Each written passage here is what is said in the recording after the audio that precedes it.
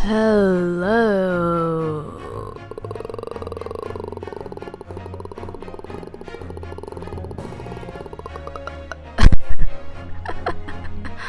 Alright, let's get started. Welcome to the Great Ace Attorney Adventures episode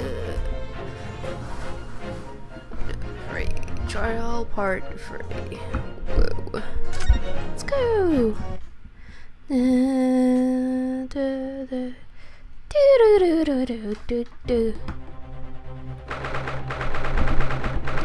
This is gonna be a really long game.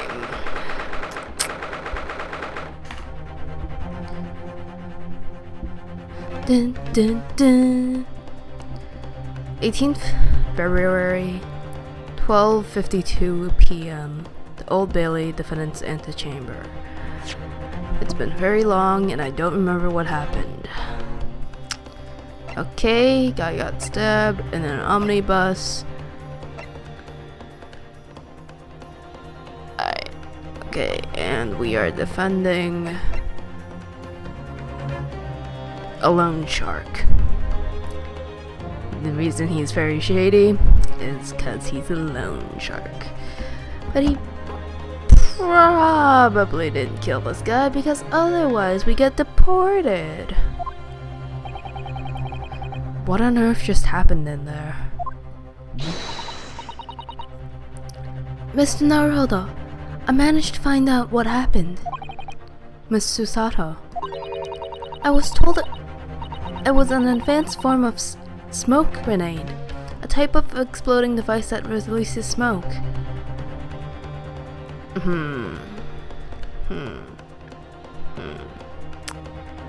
Right.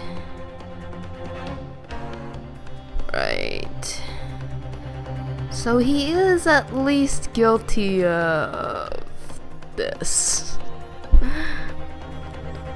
Mayhaps. Might be a color.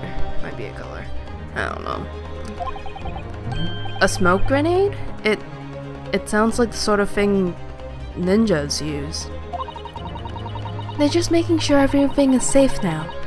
I think the trial will start again before long. But who would have done something like that? The police managed to catch someone who was trying to flee the courtroom, apparently. Flee the courtroom? Why? Well, it was a young girl of around 15, I hear. A young girl? Then could it be the other passenger that Mr. McGilded was just talking about? My thoughts exactly. So he wasn't lying. Oh, what's become of Mr. McGilded actually? There are so many things I need to ask him about, but he's not here. I think he was summoned to the prosecutor's antechamber to answer questions. Along with the young girl. Who is she, I wonder? And what was she even doing there at the trial? She was taking a huge risk, and for what possible benefit to herself?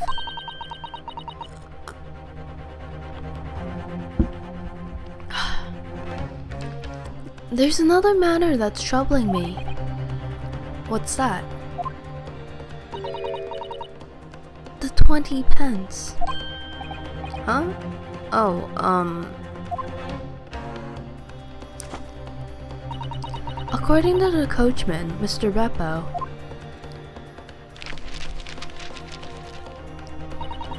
he took 4 passengers that night at a fare of 5 pence each. That comes to a total of 20 pence exactly.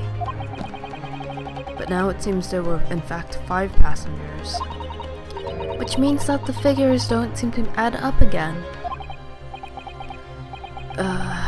She's right. That is strange. Counsel for the defense, kindly proceed to the courtroom.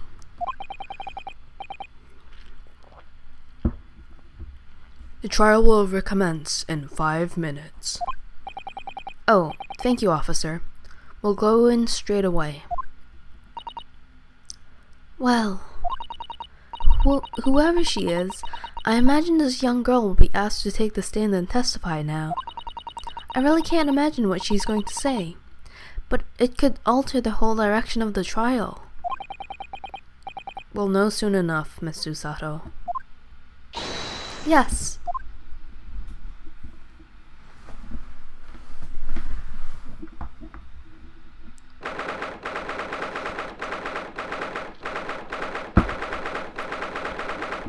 Do do do do do do do do do. 18th February, 1 p.m. The Old Bailey courtroom.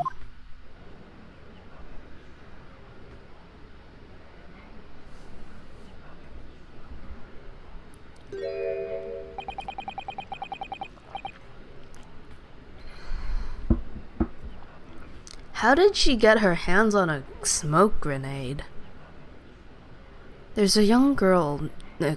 There's the young girl next to Mr. McGilded. Look. She must have been the one who caused the disturbance before.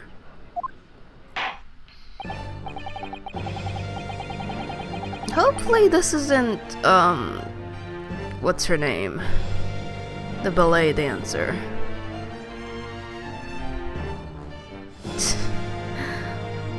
Well, after the rather eventful recess, the court will now resume the trial of Mr. Magnus McGilded. Wait. No, cause she didn't kill a guy, so she might have been prosecuted properly and jailed.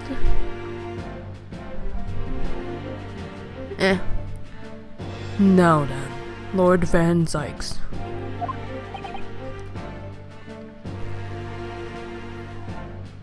My lord. I believe you have established the cause of the smoke which failed the proceedings earlier. It seems to have been an advanced form of smoke grenade, of the sort typically employed by the army. Yeah, how did she get one? Good gracious. The army? What in the devil's name? It was an elaborate attempt by a young girl to cloak her escape from the public gallery, but she was caught. And now occupies the stand.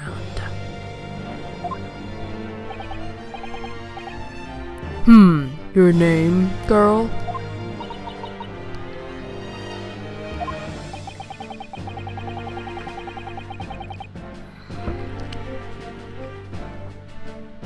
Are you responsible for the smoke grenade which induced such pandemonium here in my courtroom?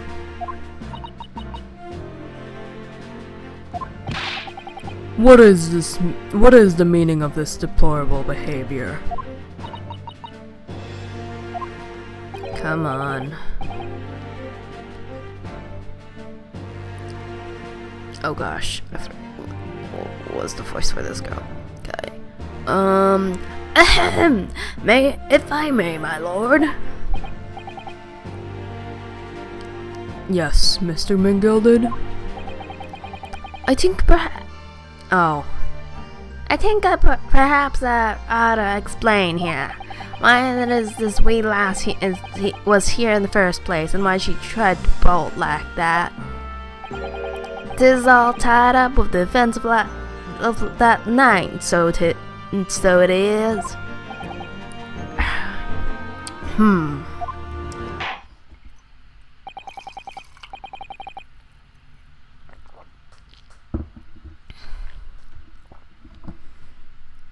Very well, Mr. McGilded. Give your testimony. Well.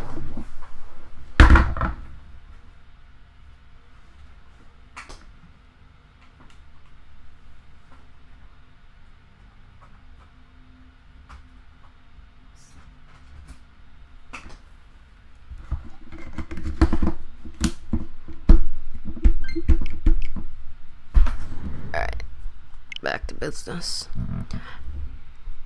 Very well, Mr. McGilded, give your testimony. You will explain to the court exactly how this young woman is involved in the case.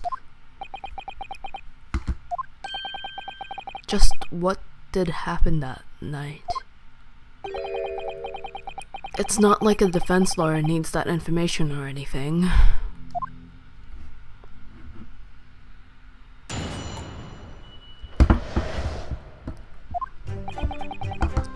On the night in question, I took the back seat in an omnibus and promptly nodded off. And a girl, loud thud and a wee scream woke me up with a fair start.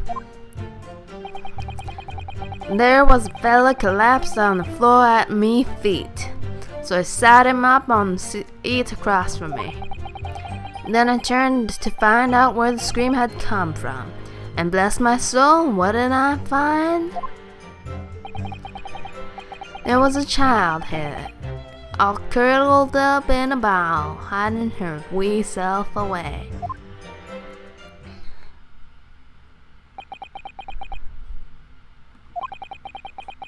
I remain somewhat baffled, I confess, but from what I gather, on the night in question, this young girl was indeed riding in this omnibus. Is that correct? 'Tis exactly as the defense counsel said. This lass was the 5th passenger, my lord.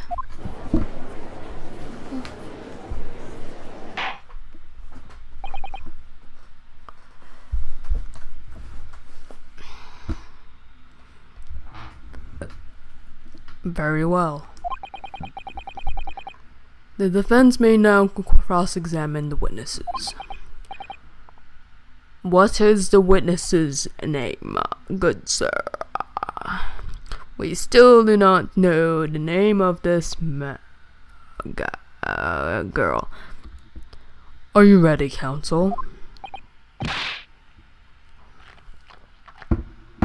Yes, my lord. Or rather, no. I have no idea where to start.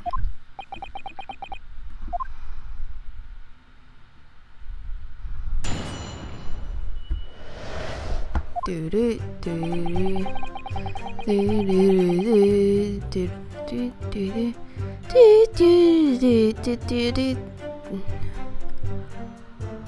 can't even look at the girl. Hold it! You set him up? The victim, you mean? That I did. On the seat across from me, as I said. I could plainly see the poor devil was already gone. And you wouldn't leave a dead man just lying on the floor now, would you? That's called...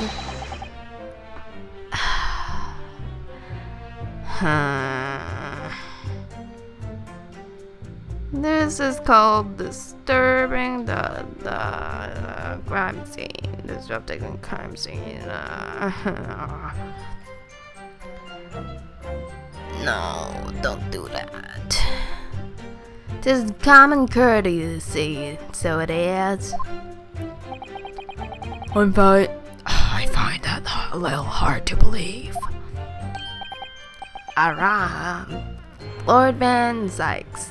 Now what would that be?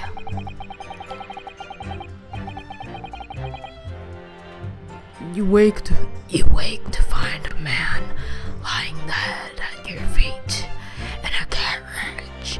Any normal person would hail the cabman. Any upstanding member of London society, that is. Well now, as you know, I'm in something of a special line of business. The business of lending money at exorbitant rates of interest. Unfortunately, my lord, not everyone is thankful for the help I offer them, and some would even see me dead. So I do try, where at all possible, to avoid getting myself in a tangle with trouble. Are you suggesting you were just going to leave the man there? Heavens alive, no. I was always intending to report it, so I was. Only, I had a mind to find out the whys and wherefores first. The whys and wherefores? Right you are. There was some details I wanted to understand before anyone else got to meddling. That wee scream I heard, for example. Wouldn't your good self just do just the same? Yes. The scream he says he heard at the same time as the photo of the victim collapsing.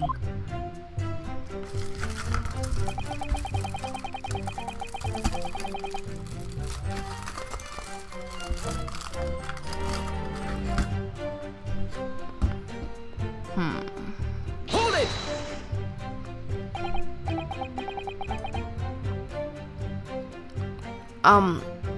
I'm afraid I don't understand.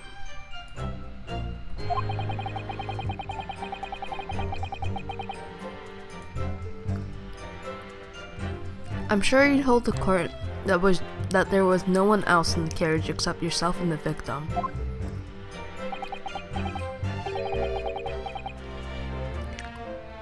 So I did, sir, so I did. As far as I could see, that is. What do you mean by that? Well now, 'tis a queer thing. The wee scream I heard as I woke up came from, if you excuse the vulgar expression, under me backside. Good gracious. Under your backside? And when I lifted the seat on which I'd been sitting, I found there was a wee cubbyhole there for storage.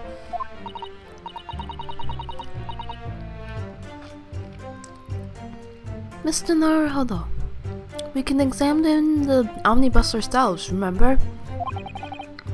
Yes, of course, the whole bus was submitted as evidence. This would be a very good time to have a thorough look around the inside. And that's when I found her.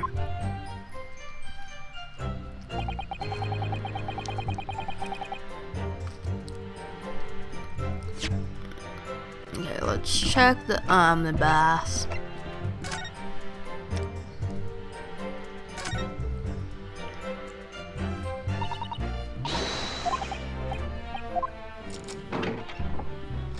Going inside the omnibus.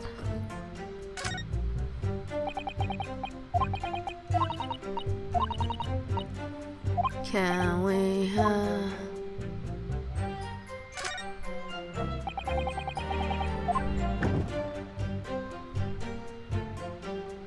Let's take a look inside. Peeky, peeky, peeky.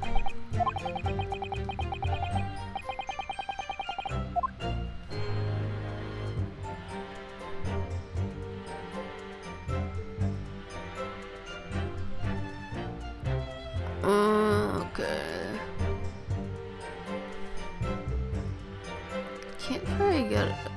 Can't get a very good look in there, but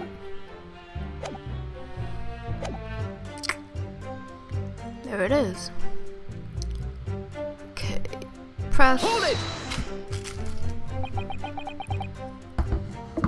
You say she was hiding herself? Ah, that's right. 'Twas hard to see in the damp lamplight, but she was all curled up in a wee ball. When our eyes met, well, me heart nearly stopped beating in me chest.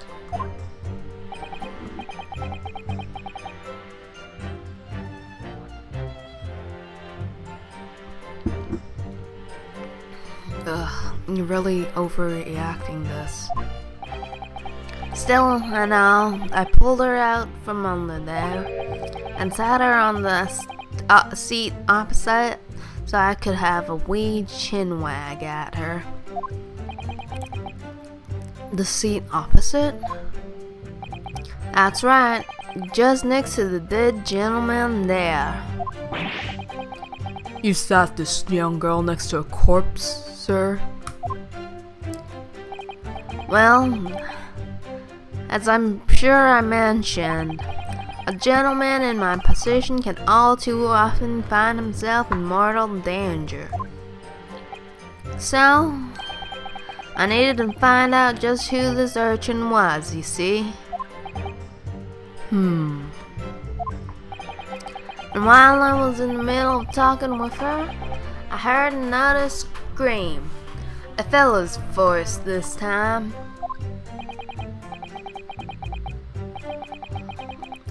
Presumably that scream was Mr. First, who was sitting on the top roof deck seats. Right you are again, I would say, sir. Looking down through the skylight, he must have seen this young girl and the gentleman with the knife in his belly.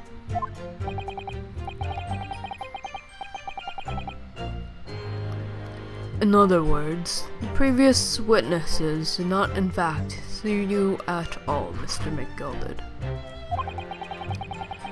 What they believed to be yourself and the victim was in fact this girl and the late Mr. Mason? Ah, my lord. I was, as I think everyone understands now, sat at the back of the carriage out of sight.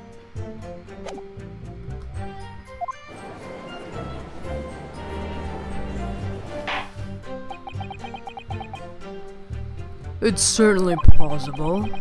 The defendant is somewhat diminutive in stature, and readily confused, perhaps, with this young girl.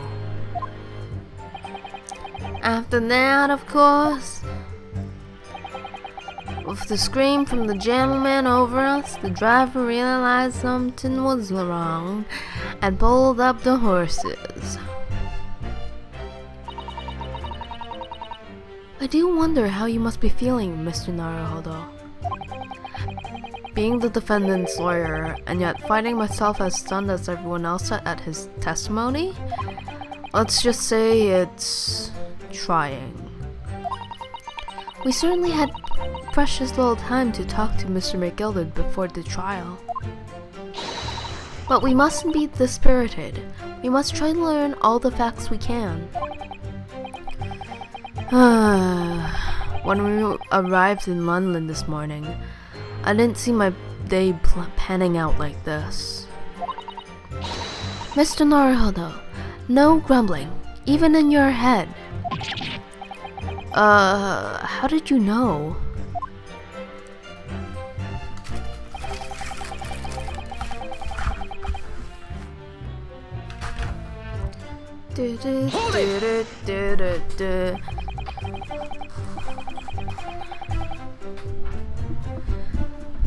And when you first got onto the omnibus, were there any other passengers already on board?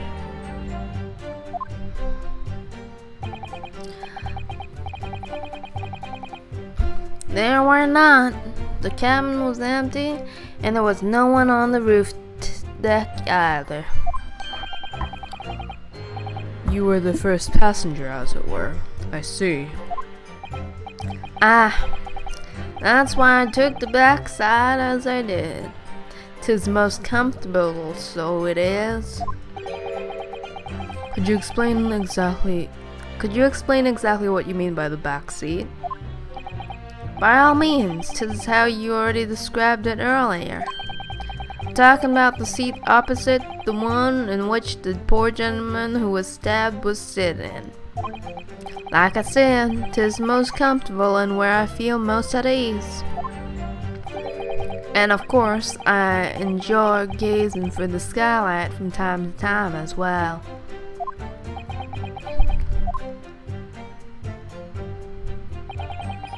Then, Beggarah, loud thud and wee scream woke me up of a fair start.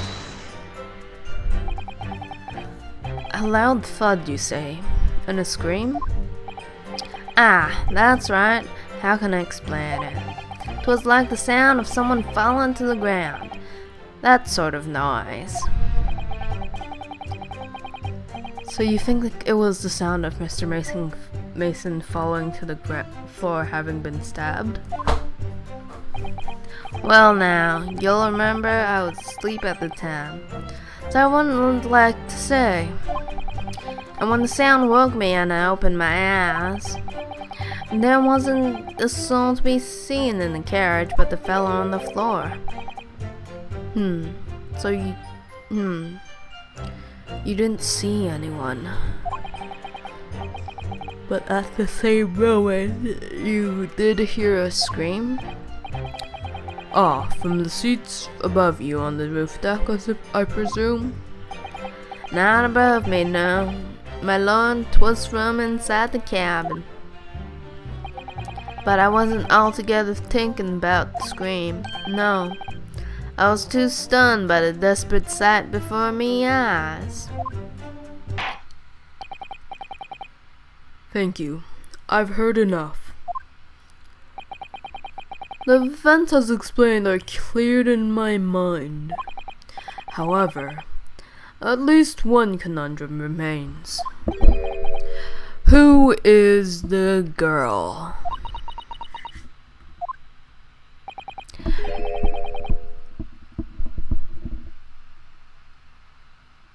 Her name is Gina Lestrade, my lord.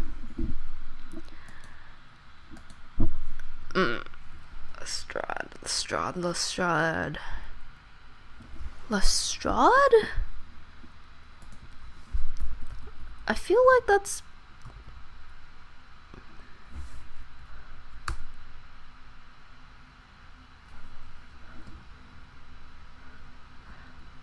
What's it in? Lestrade. Inspector Lestrade of Scotland Yard.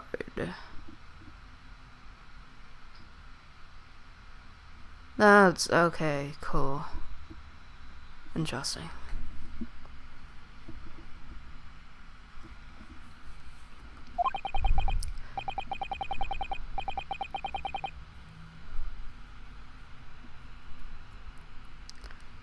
She's a chancer. Earns her crust among large crowds, relieving people of their purses. What's commonly called a pickpocket. What? This girl here? This girl here? A petty thief?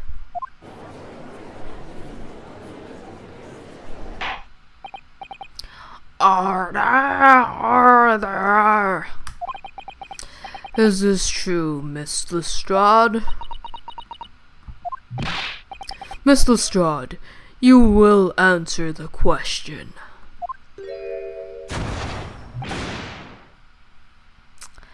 Attacking a judge. Good job. You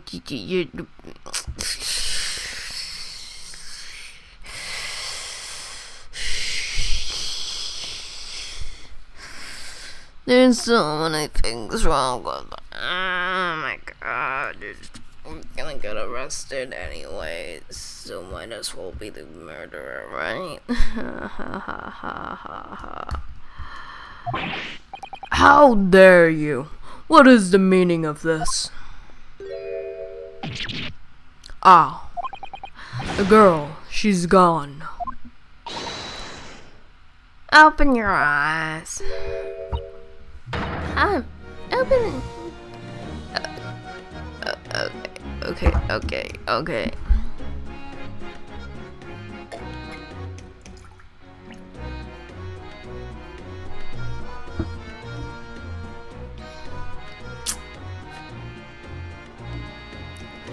Oh boy.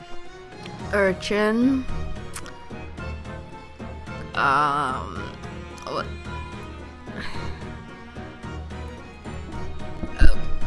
Okay.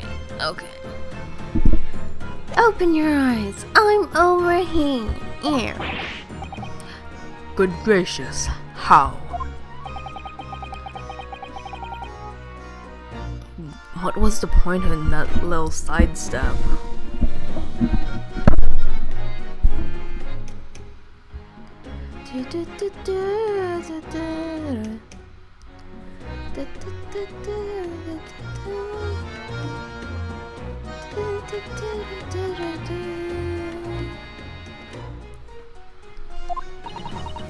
I know what you lot are thinking. Grown-ups are all the same. Tis this dirty little dipper, you say, slipped up and got caught on the job. She got herself backed in the corner, so she knifed a jam. Go on, that's what's in your heads, ain't it? No, not at all. This is a court of law. We're here to determine the truth, not to get attacked. Look, knives are sort of cowards.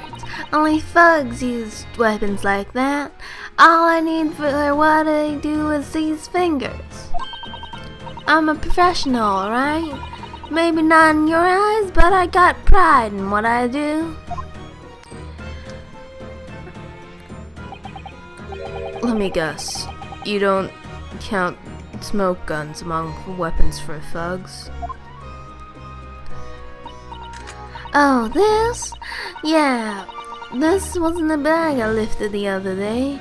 Down where they keep the four-wheel drags. It's nice, ain't it? I like the pink best.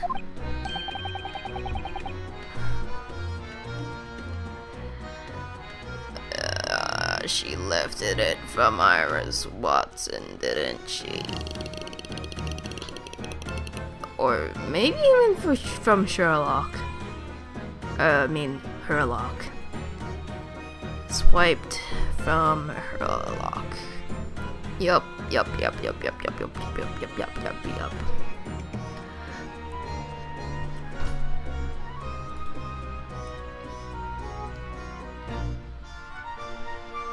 Ah! Do not wave that thing in my direction again.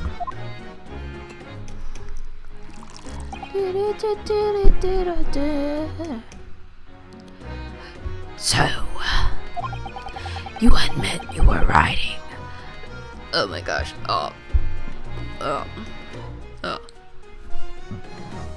You admit you were riding the omnibus on the night in question.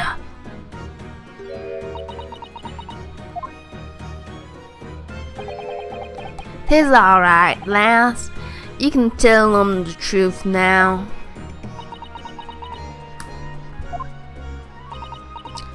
Alright, yeah. Oh, he's Irish. Great. And I'm just gonna keep using this voice, because I can't do an Irish accent. I don't even know what this voice is. Okay. Alright, yeah. It's just like the Irishman said.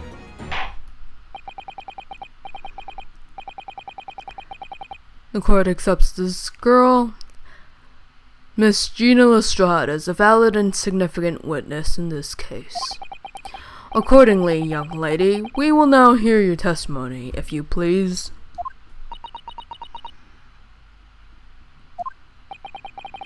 You will tell the court exactly what happened in the omnibus on the night in question. Alright, if I have to.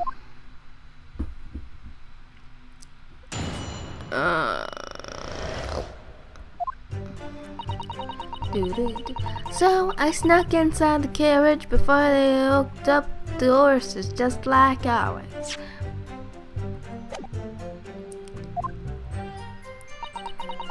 But it was a real waste of time.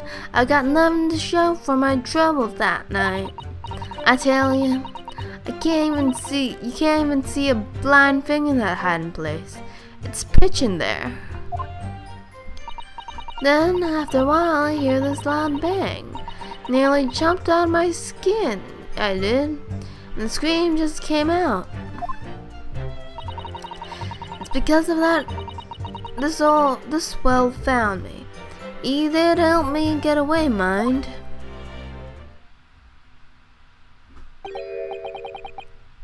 Yes, he let you go. I fail to understand why you would let the street urchin go, Mr. McGilded. Oh, 'tis simplicity itself, my lord. You see, she couldn't possibly have killed the other passenger. I knew that for a fact. How? As I'm sure I said before, sir.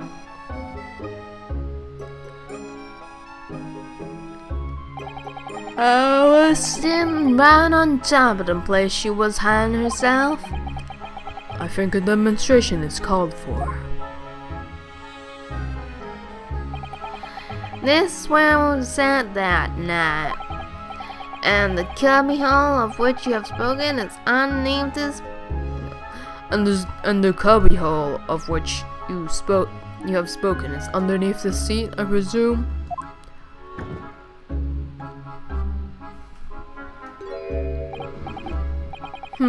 Yes. It does appear just large enough to accommodate someone of the girl's stature.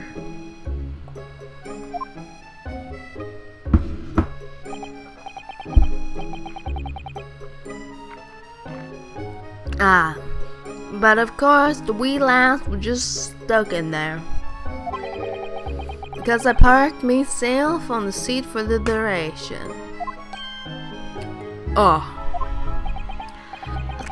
So you see, that's why I lit the blast bolt. I knew if the police found her there, they'd automatically assume she'd done it. But I couldn't live with myself if a young life was ruined. When all the time I knew she was innocent.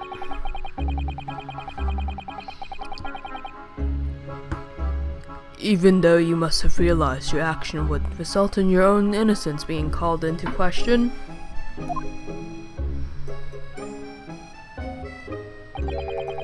Not at all, my lord, not at all.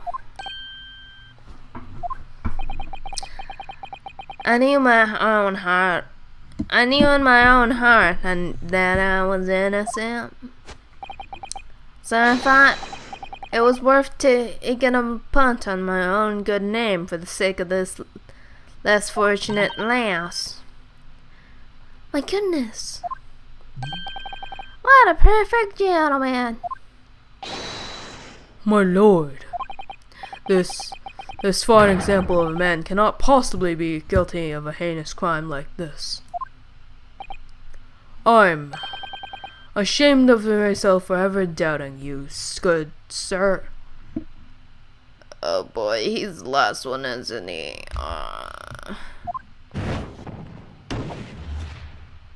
Wait, no. Typewriter lady.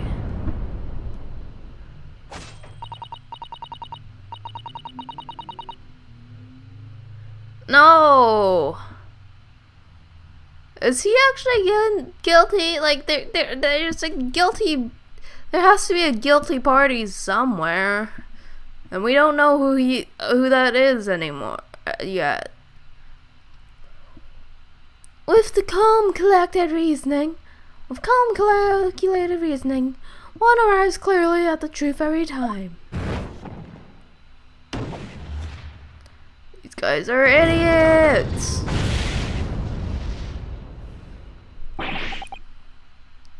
Saints alive. All 6 members of the jury consensual in their leaning of the verdict of not guilty. Mr. Naruhodo, this must mean... It must mean what? That we're victorious. We've won? Are you sure? What is this bull crap? Objection! I agree with that objection.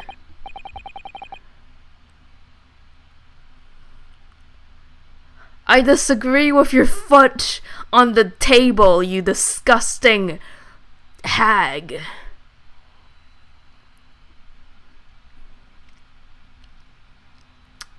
If the sight of my iron-heeled Wellington offends, pray do forgive the discourtesy.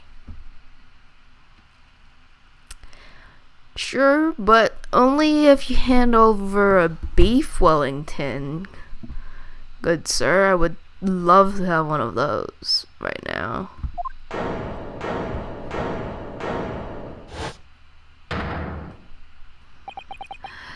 This really is a consummate example of the one monumental flaw in British judicial practices, where evidence and reasoning should be paramount. Emotion rules the day. Emotion? The witness's last statement gives a clear insight into his true nature. Exactly, like the logical woman and the typewriter lady there. It's just like, yeah, innocent. What is this bull crap? Putting just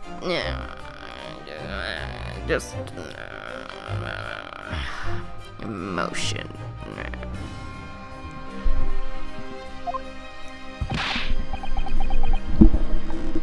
What do you mean, his true nature?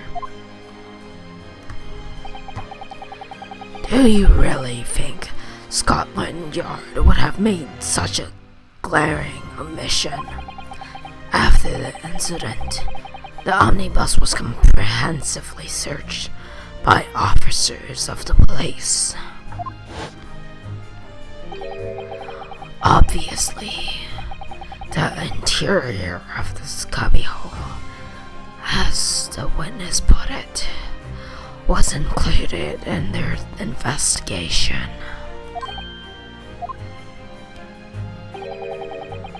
The compartment under the posterior seat was full of the coachman's belongings. It's noted in black and white here in the police report. Good lord. The evidence has been tampered with in order to corroborate Mr. McGilden's story. Someone has unlawfully removed everything from under the seat. What?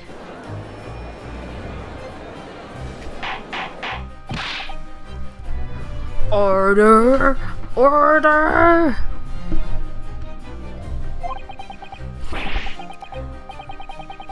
How could such a devious contrivance possibly have been effected, Counsel? Naturally, we must acknowledge the deficiencies of the constabulary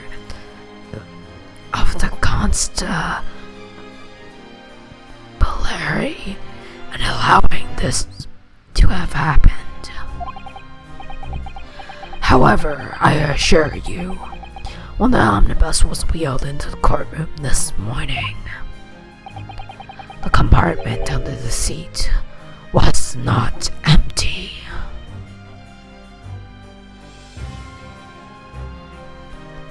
Smoke screen. Whoa.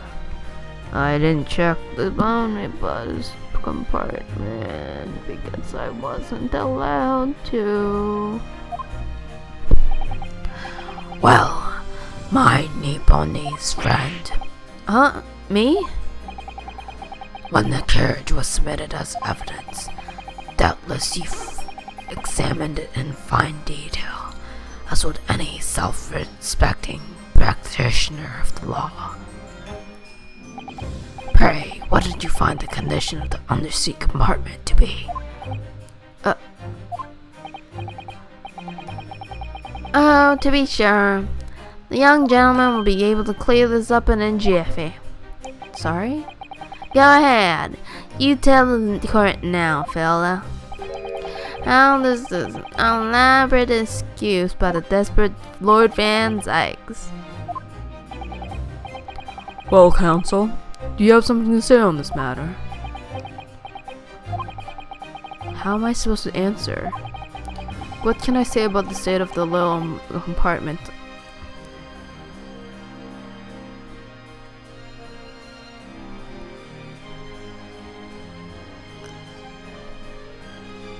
Under the seat.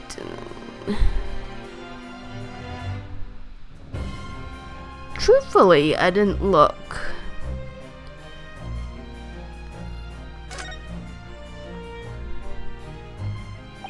Sorry, I'm a failure. I didn't look. Why didn't I examine the omnibus more thoroughly? Perhaps I credited you with too much intelligence. It seems, my lord, that this Eastern initiate is as unreliable as wine from the barrel. Mr. Naruhodo. Well now, it would seem the argument is moot. The truth of the matter is for you all to see after all. That there cubby hole under the seat is empty as the devil's heart, so it is.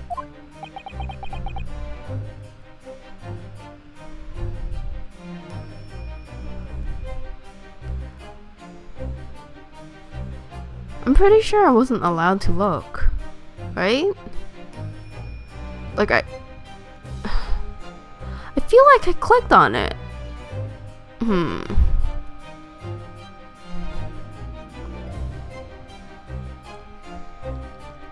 Maybe I didn't.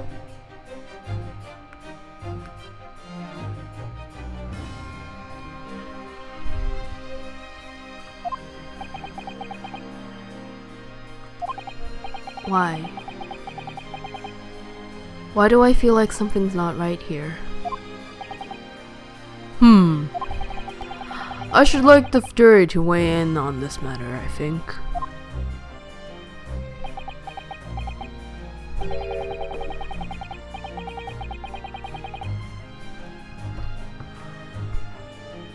That compartment is designed to house equipment used to maintain the smooth running of the carriage. Guild's rules state that the omnibuses should be properly and fully equipped at all times. So it certainly wouldn't have been empty on the night in question. Beppo isn't that irresponsible. That money-lending fleecer and pick purse are lying.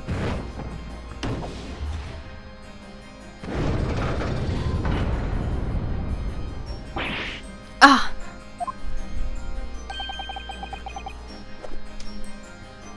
I can't believe I was nearly taken in. The stinking rich are always stinkers. Nothing but cowards. Lot of them. What? Oh no. It's a trick. Of course it's a trick. Magic! Quite so. I must concur here. You're an idiot that judged too early.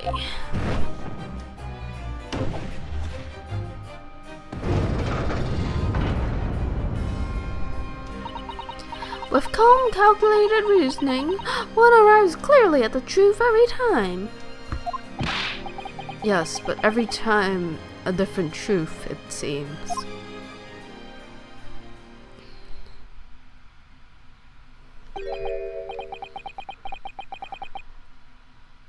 My lord, I humbly exhibit the scales of justice.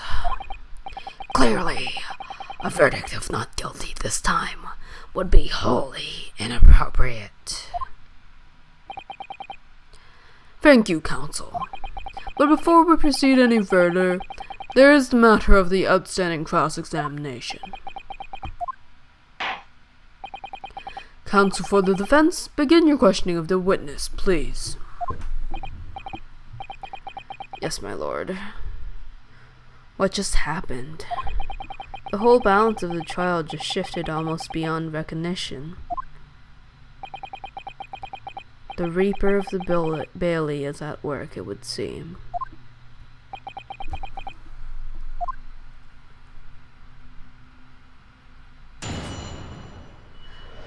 Cross-examination. Do do do do do do what the girl saw. Do do do do do do do do do. Hold it! So, you were already in the omnibus before you even set off on its run?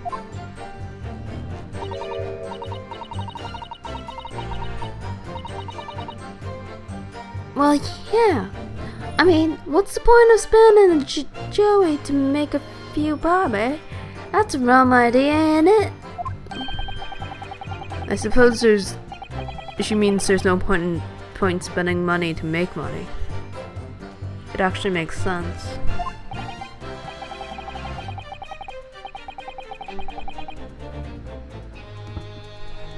Counsel, may I remind you that this girl is a petty thief? Kindly refrain from entertaining her tenants. Well, does clear up some little mystery of the fares and all. 4 paying passengers at 5 pence apiece, making the 20 to which cabman testified. And 1 little scapegrace ran for free. The little conk on the driver always goes for some... Red conk of a driver always goes for some grub before his last run, see? So when I slip into the carriage and get myself in from the seat, nice and easy, right? But your hiding place is a storage compartment full of equipment for the coach. No?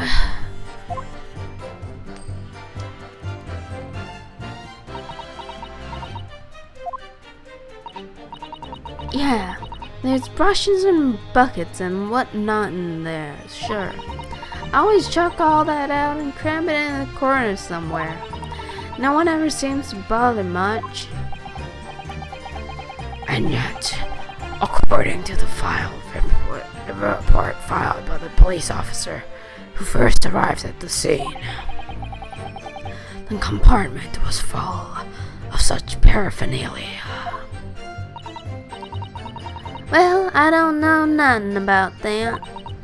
Like I said, I moved all the stuff out so I could hide under the seat. That's all I can tell ya.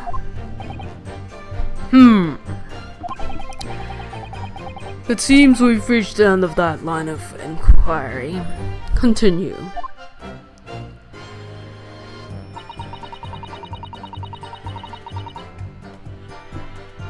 Hold it!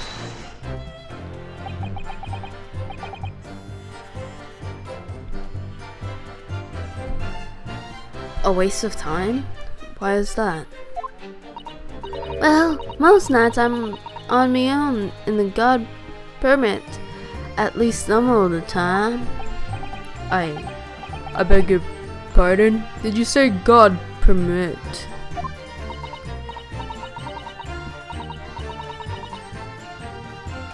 God permit or God permit. What?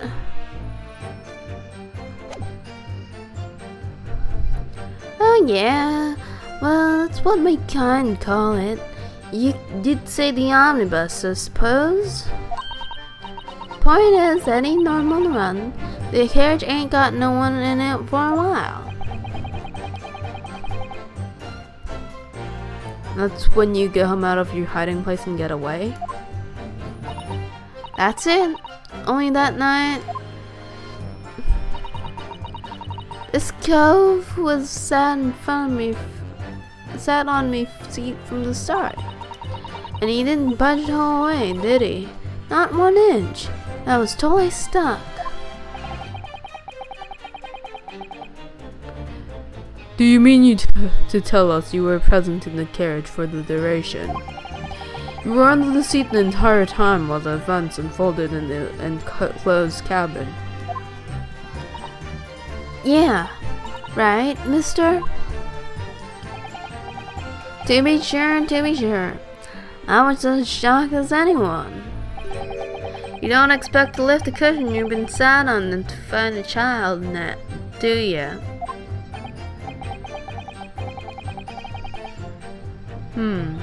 So this Miss Lestrade couldn't possibly be the culprit then?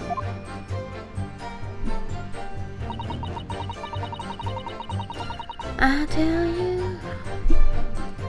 Hold it!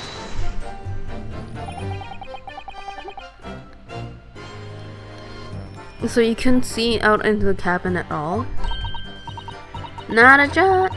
Most days I push the cushion up and with me head and look out the crack. Then I have a butcher's at who I'm gonna fiddle. I thought you were a pickpocket, not a butcher. I mean, I can have a look. See, that guy under ain't as plush as the other one, see? And so most of the time, the passengers plan themselves opposite. But for some reason that night, this here Irishman spent the whole journey under me, right over me head. And for that reason you weren't able to push the cushion up and peek out. I see. Truth is, I ain't too happy in small dark places. It feels too much like being thrown in the clink. But it's the only place to hide in them carriages, so it's Upson's choice. Why doesn't she just stick to picking people's pockets in the open then? I'd say there's some reason she's not letting on, judging from her demeanor. So anyways, I was a bit scared and I had to get out. Under there, nothing else for it.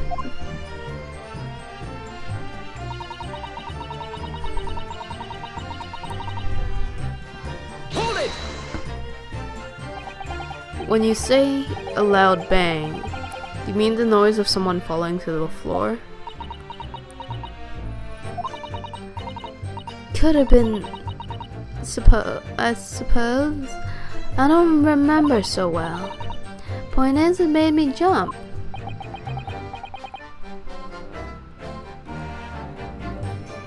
And you let out a scream involuntarily? That's right. And I felt a cushion over my head get lighter all of a sudden. Presumably when the defendant got up in order to help the victim, yes. Or not. Could equally have been the moment the accused stood in order to stab his victim. Could it not? Well, girl, did you see what happened at that crucial moment? Yeah, I saw it. I pushed up the curtain and had quick butchers while I had the chance, didn't I? The Irishman was sitting up the bloke wanted at Volin on the floor on the seat opposite. That matches Mr. McGilda's account, of course. But then the filly turns around and looks right at me. I sunk back down again, but it was too late by then. I never should have risked looking.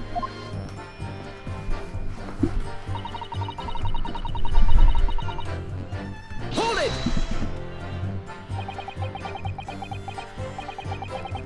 And when Mr. McGilda discovered you, he pulled you out from your hiding place? I was scared stiff, I was. He dragged me out and sat me down on the seat and all. Next to the victim, Mr. Mason? Yeah, the bloke had a knife in his guts. He was still bleeding. Then the carriage lurched a bit and he ended up falling onto me. How awful. Both me and hands got covered in blood. It made me feel sick as a dog. Both her hands covered in blood. That must be what the rooftop passengers saw. After that, I believe you talked with Miss McGilda for a while, is that correct? He asked me some stuff. Wanted to know my name and what I was up to and that. And then I heard something of someone scream. Oh gosh, okay. Then I heard someone from up above, someone scream. Yes, Mr. First on the roof deck, one would presume. Well, I didn't want no one seeing me face, so I didn't look up. Then the horses were drawn up smarter, and this here Irishman says to me, "Get back under the seat. I'll see that you can get away later."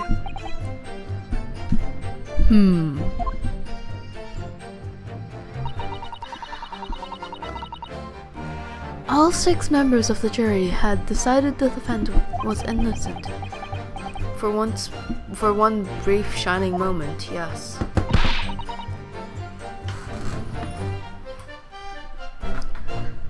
It's clear that they are all still very unsure. If we could just find some conclusive piece of evidence among this new testimony, I'm sure we could clinch the verdict we want. Yes, I think you're right. And I have this feeling something's bothering me, but I just can't put my finger on it.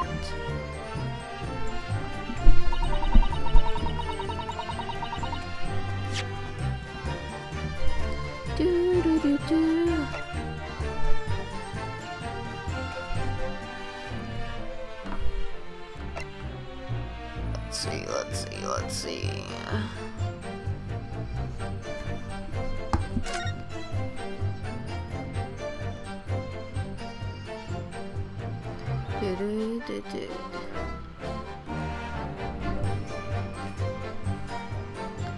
Okay. I think I repressed everything. Right?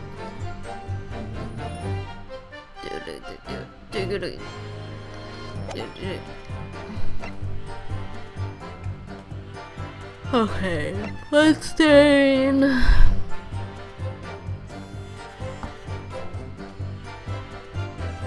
Omnibus murder weapon.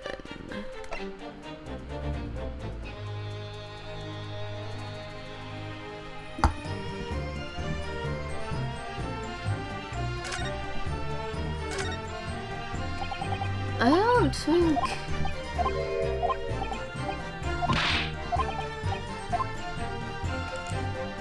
I don't think there's anything to find in here.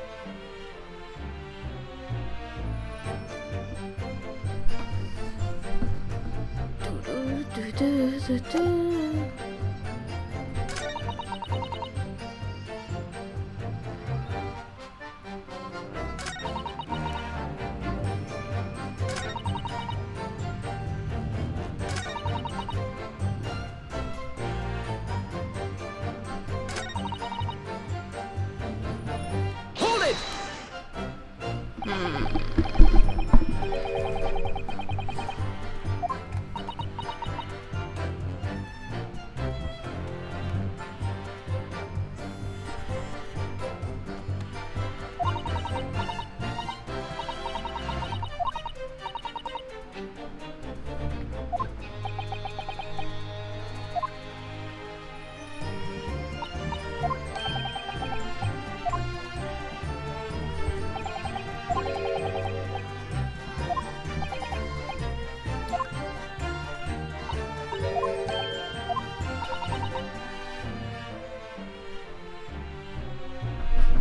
Huh.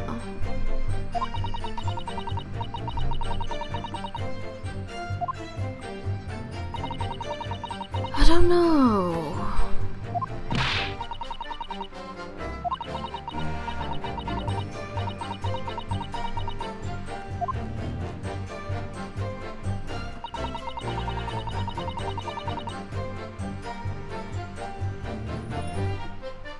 Hold it!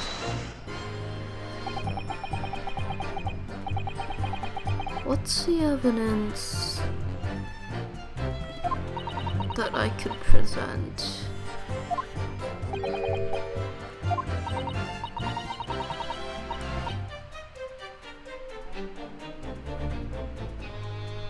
Blood had a knife in his guts. Still bleeding.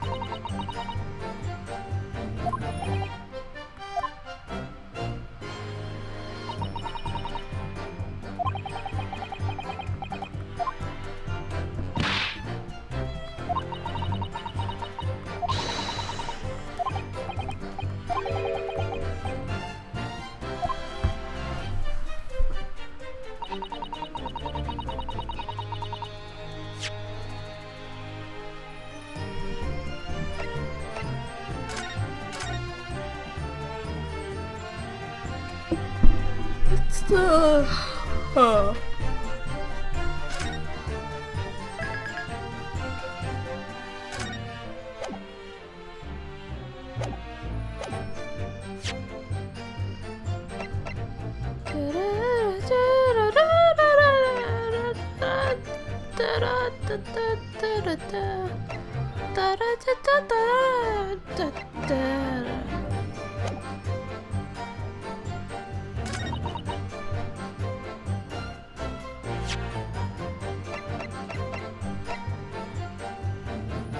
Objection!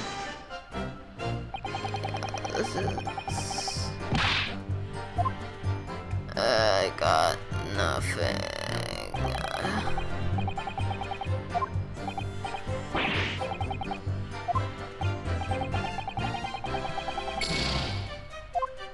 I got nothing.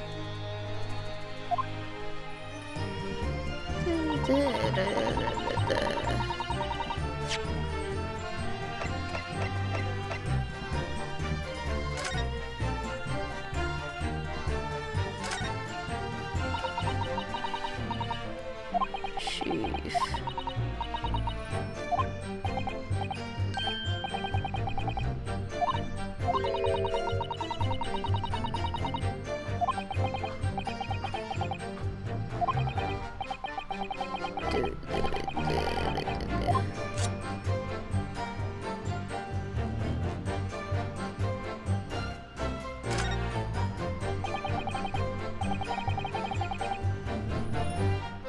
An ornate letter M or a W.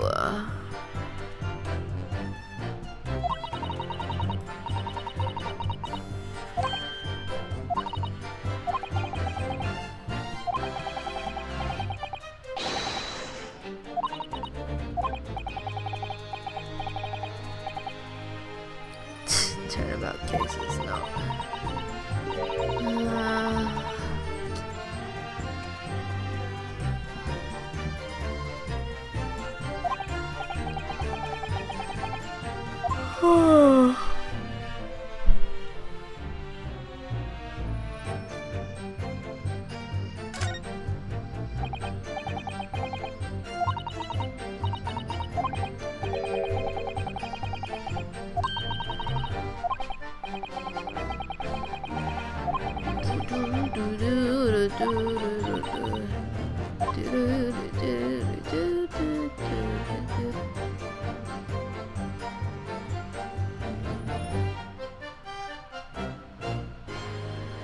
Okay, there's nothing to examine here.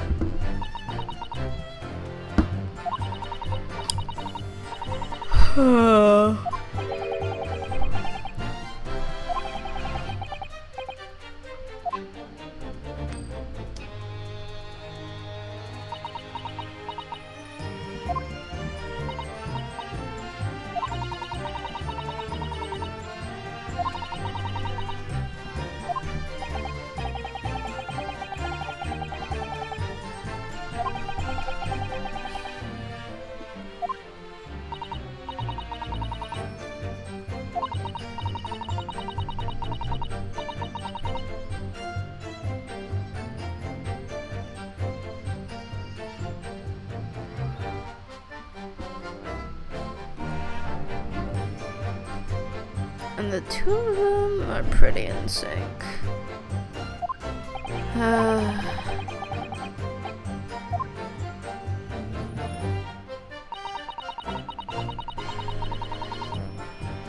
Hold it!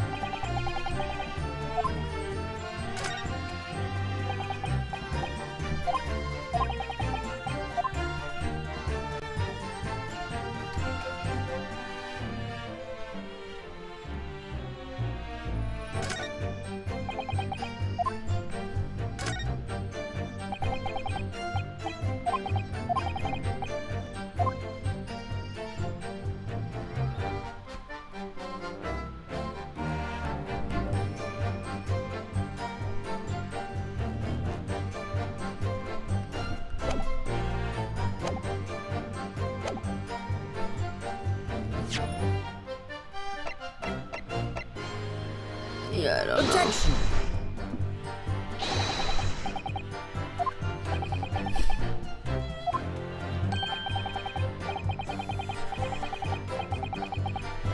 At this point,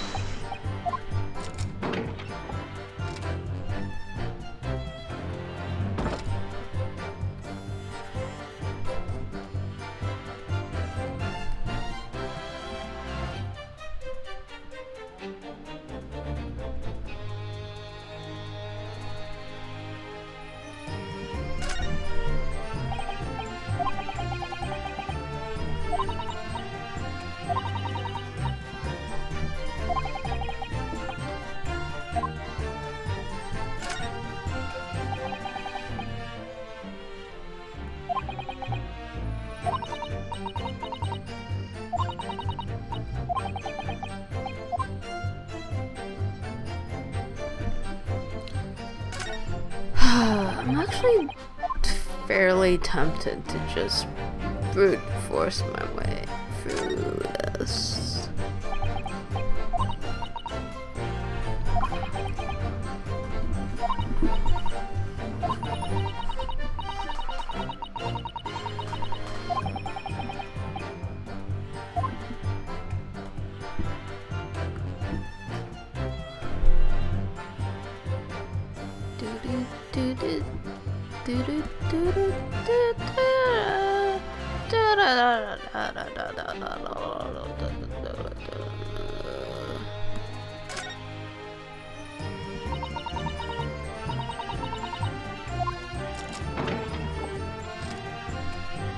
That doesn't seem lockable.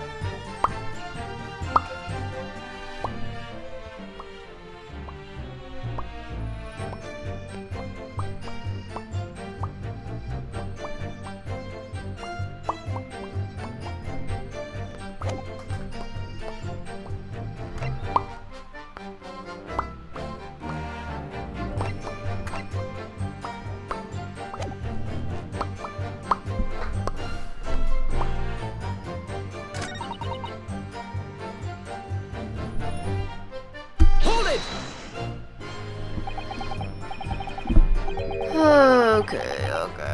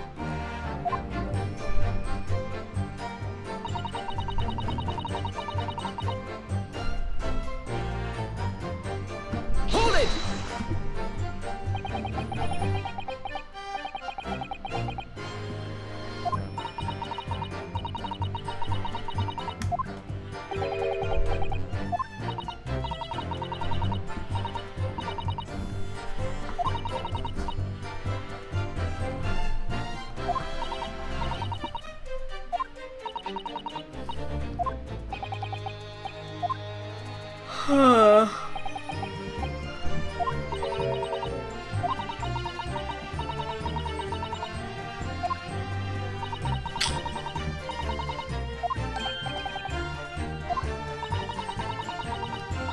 be nice if this stuff were added to the testimony.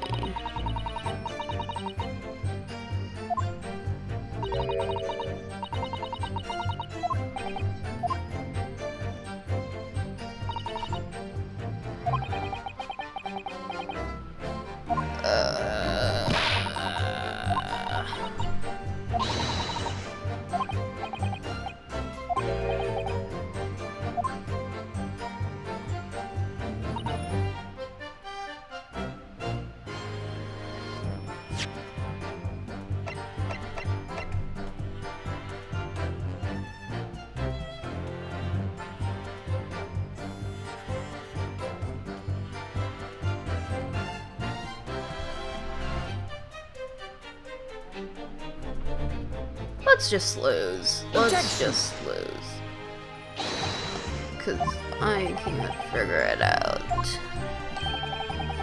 I've pressed everything twice.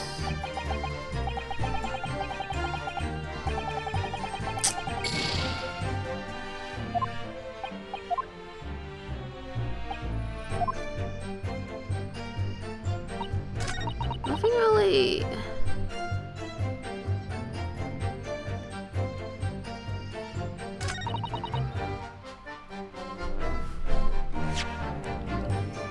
Sticks out as being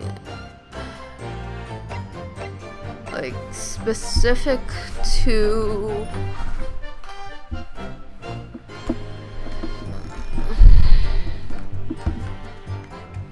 like none of the statements seem really specific to any of the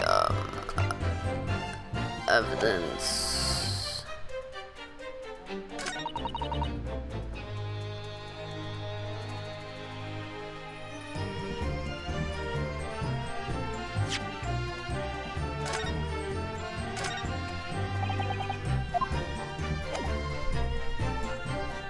Do do do do do do do.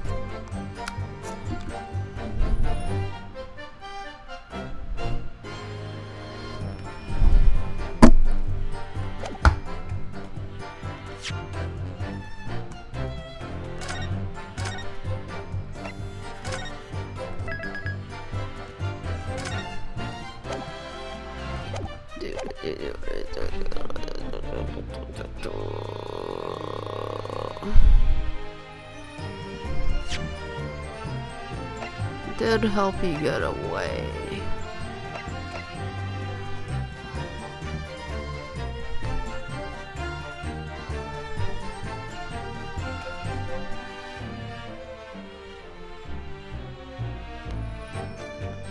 Objection!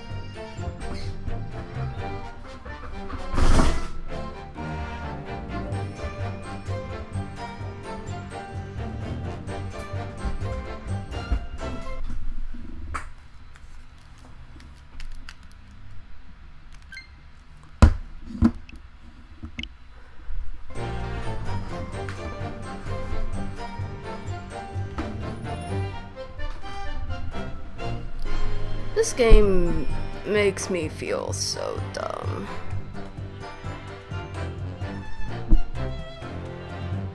The other ones...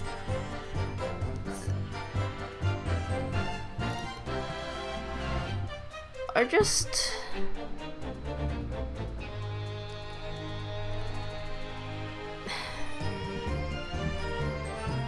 the other ones seem so much easier.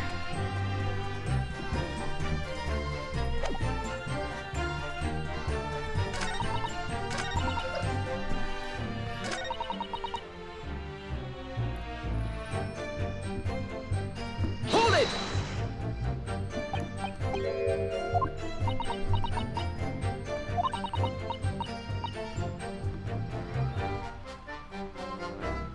Excuse me.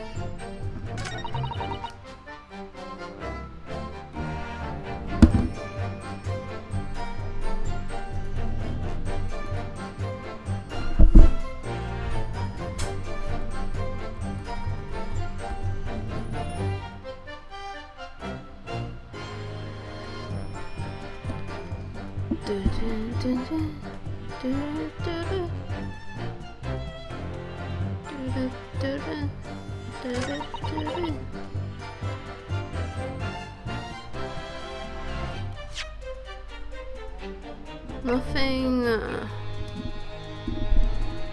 seems too long. about what he's saying, what she's saying.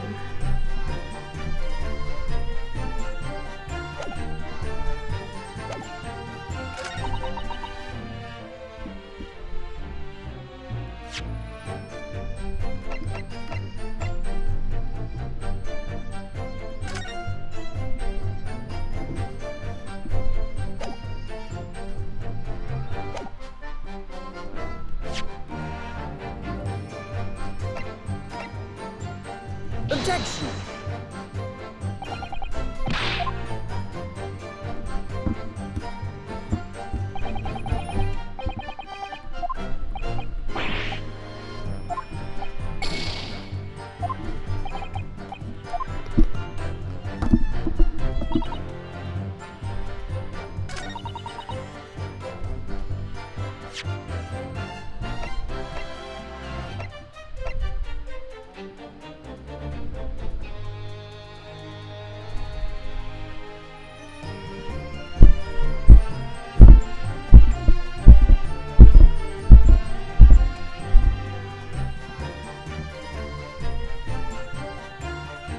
Objection!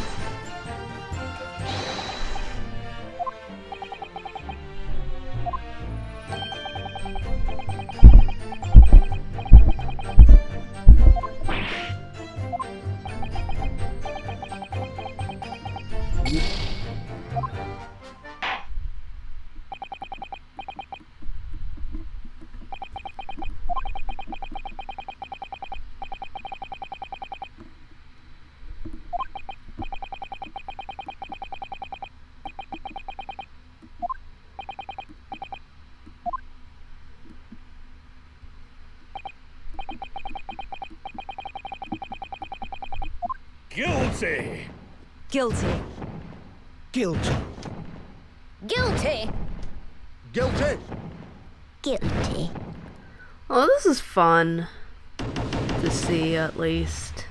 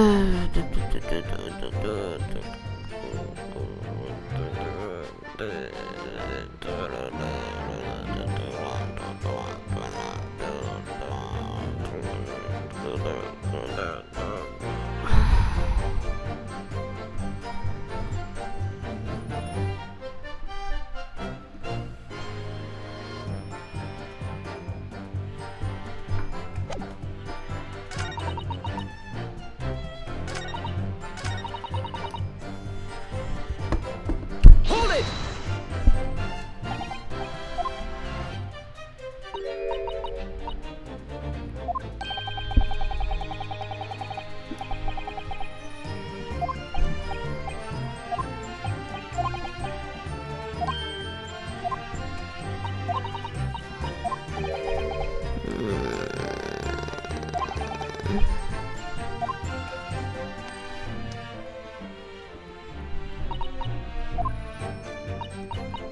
We have to press everything again, I'm pretty sure, because there's no...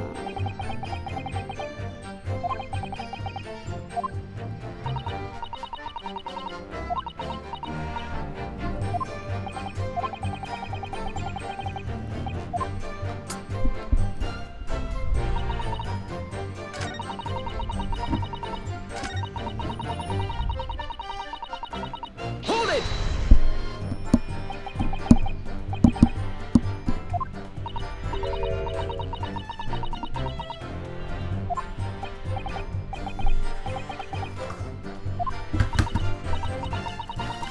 Maybe I'm just not paying enough attention to the gag.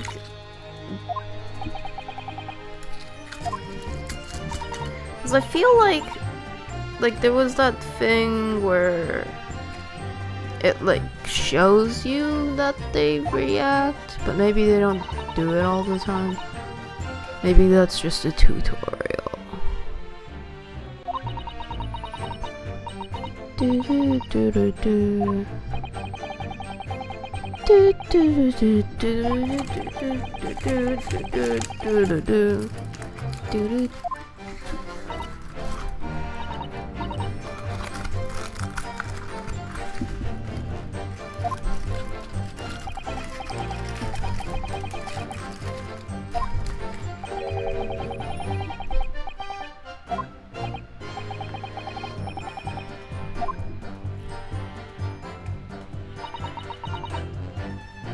Hold it!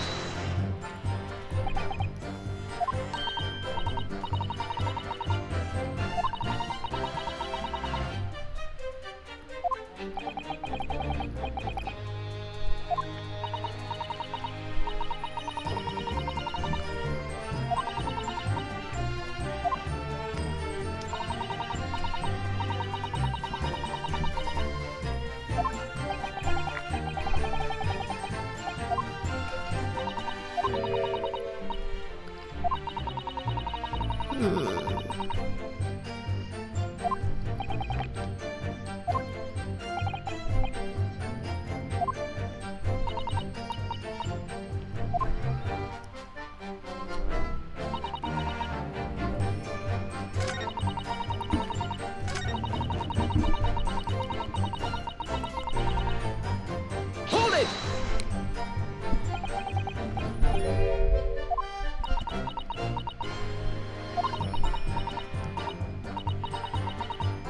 This bit's so suspicious.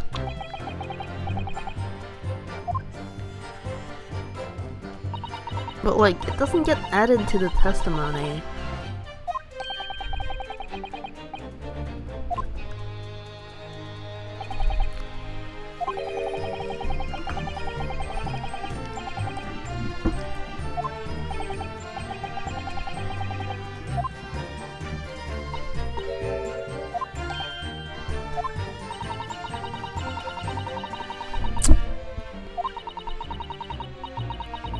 I hate this.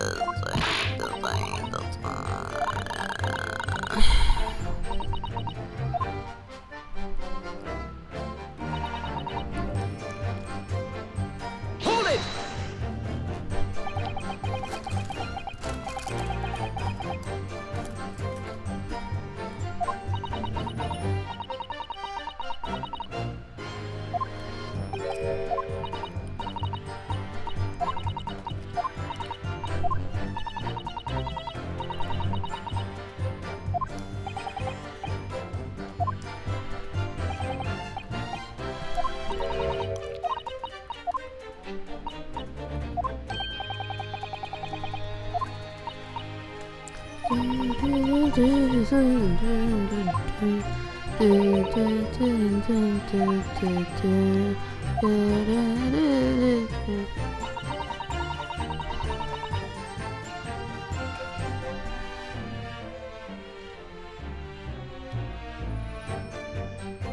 When she said carriage move and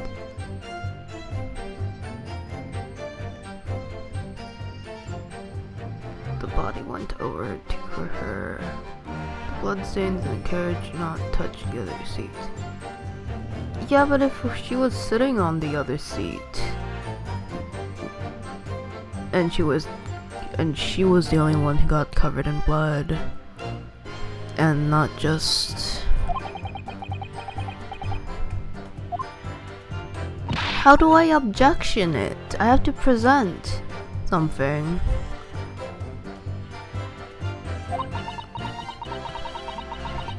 On a statement. And I can't objection in the middle of her explaining it.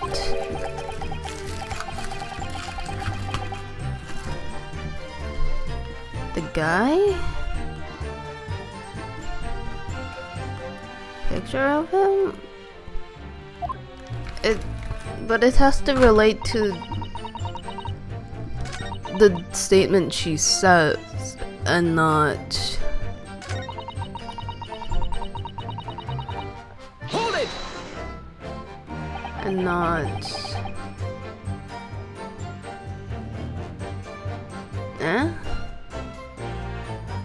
He is leaning on the other side.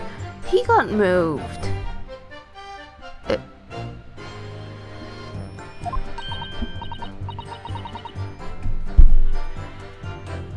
And like, it's also not like that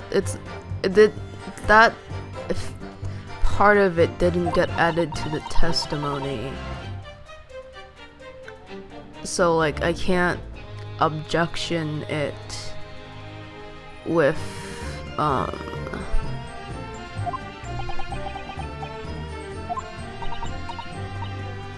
can't objection the statement she says because it's not the thing about the thing about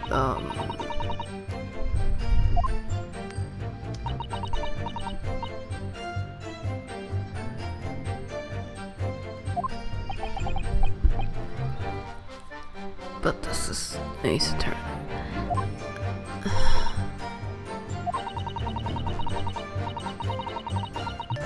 Well, now. What the heck?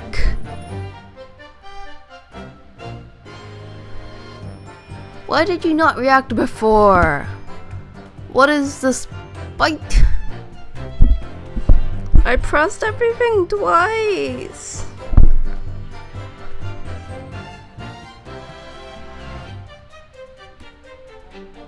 Okay, Mr. Excuse me.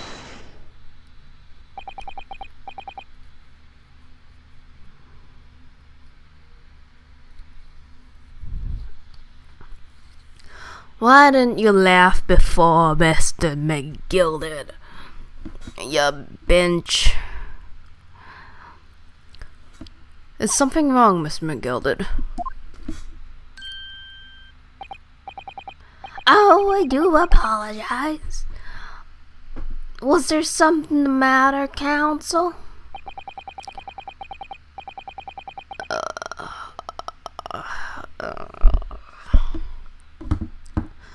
I'm just wondering if Miss Lestrade's last comment made something occur to you, perhaps? You seem to be thinking something to yourself. no, it was nothing important. I was feeling bad for the poor lass, is all.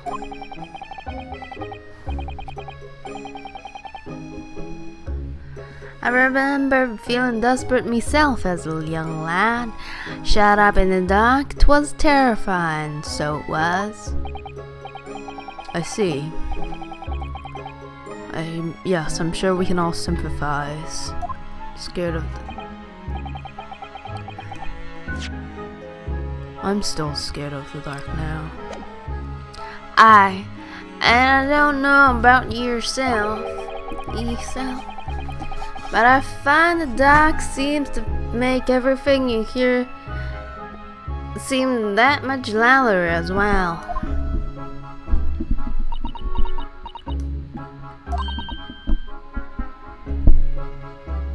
Yeah. I suppose it does. Maybe.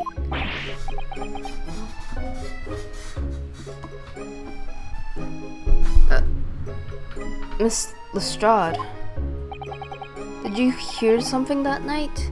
Anything, an unusual noise perhaps?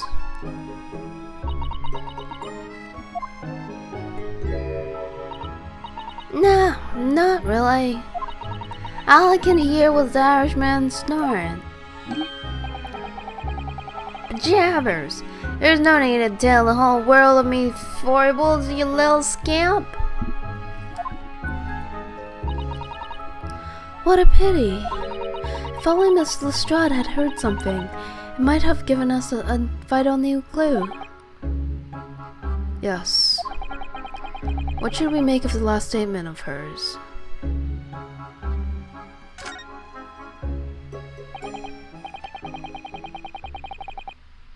Well, I don't think we can draw any particular...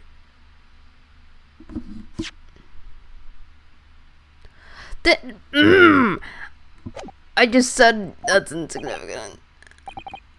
No.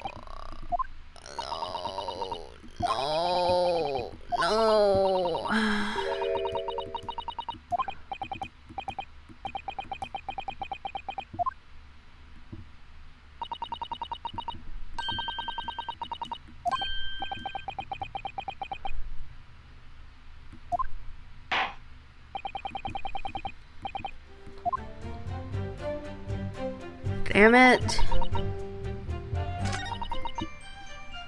I gotta go back and you better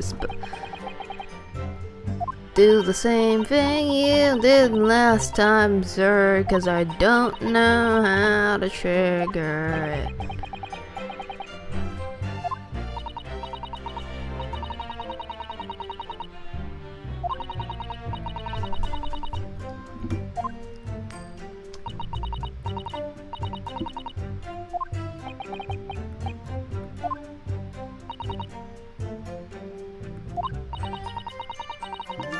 Well, now.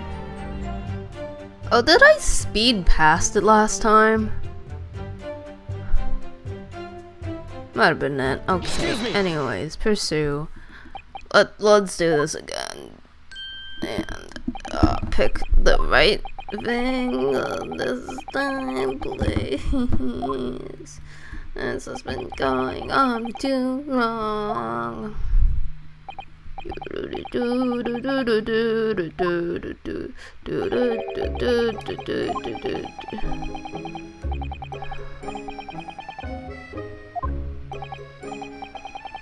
Add it to the testimony.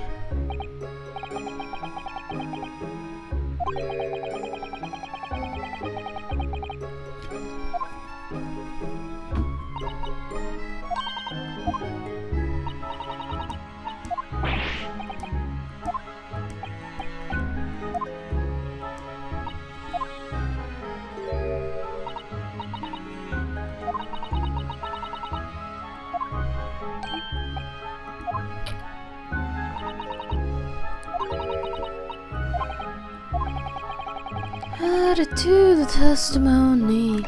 It's profoundly important.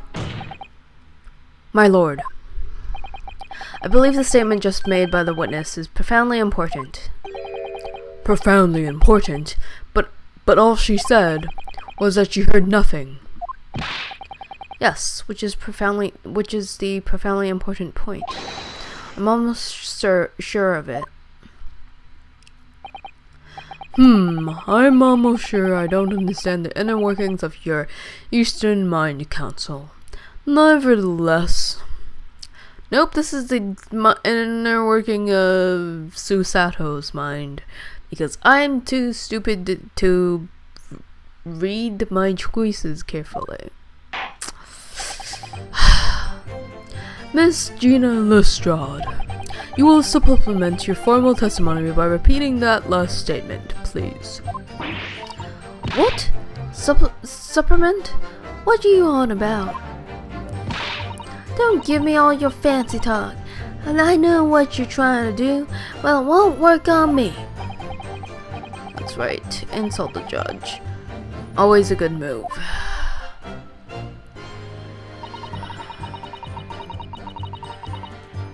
I was straining my ears to work out what was going on, but all I could hear was snoring. So, no screams of a man being stabbed. Hold it!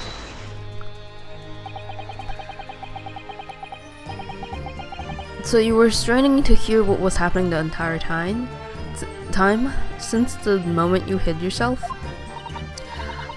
Not exactly, no. Sorry? Well, there was no one in the cabin to start with. I could just push the cushion up and have a butcher's see what was what. But then when I saw this swell getting on, I got me head down so he didn't notice me. And Mr. McGilded sat on the seat under which you were hiding, correct? Yeah. Would you have an Adam and even a water mug? Then all I could do was listen. But I was waiting to jump out there as soon as I heard him leave, see? But would he? Not likely. Even though we stopped here and there, I never heard the door open. So I just had to stay put and listen to him driving his pigs in the market, snoring like an old dog he was.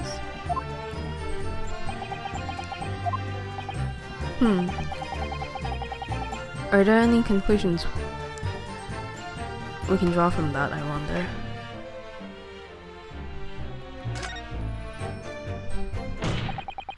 Miss Lestrade, what you have just told the court is clearly at odds with the facts.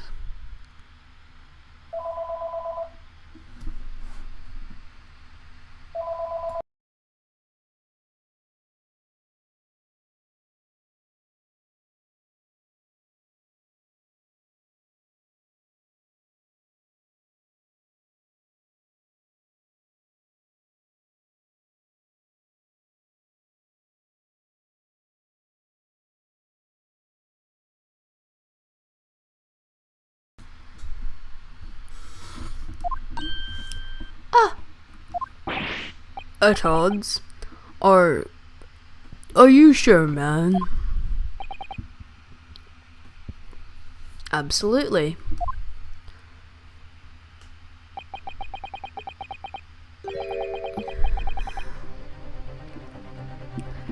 It seems my learned Nipponese friend is not as dull-witted as I feared.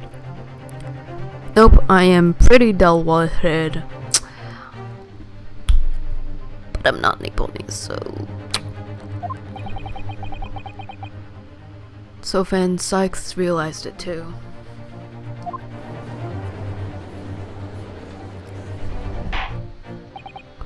Counsel, I must insist that you bolster your claim with evidence, or some complicit party's name at the very least.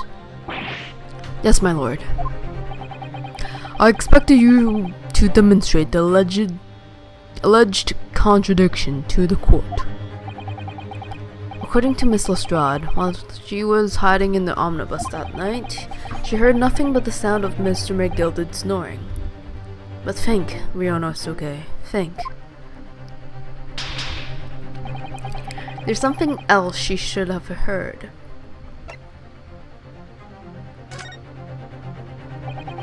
Very well, my lord.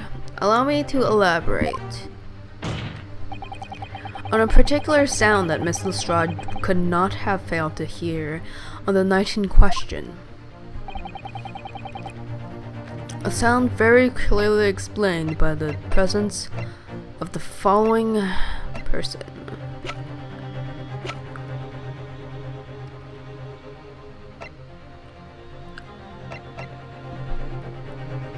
Take that!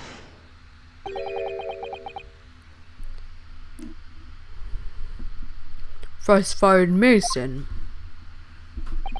Yes, my lord. The sound that Miss Lestrade cannot have failed to hear is that of the victim, Mr. Mason, boarding the omnibus.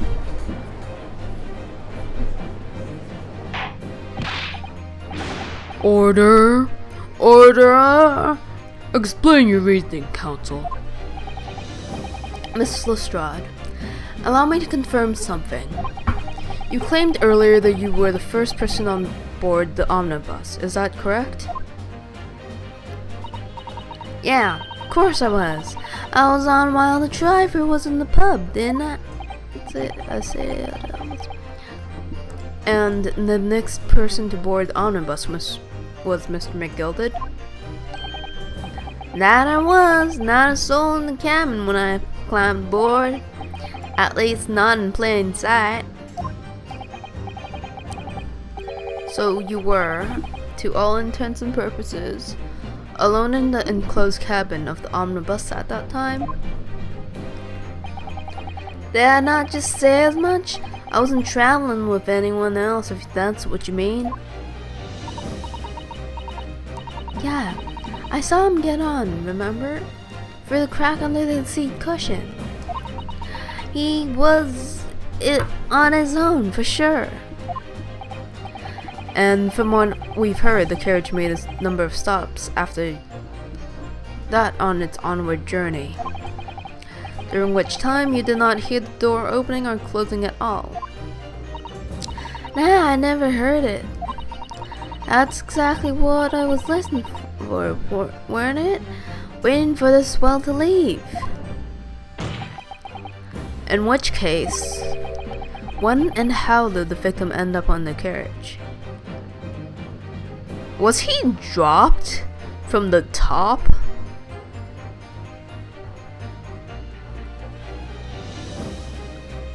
There's no way. Ah.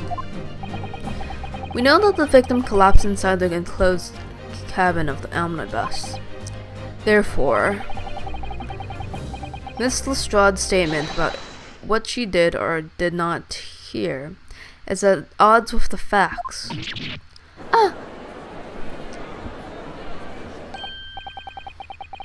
Yes.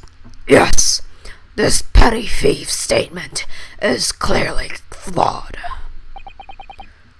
Lord Van Zykes. Yes. He knew all too well that there was an inconsistency in Miss Lestrade's statement.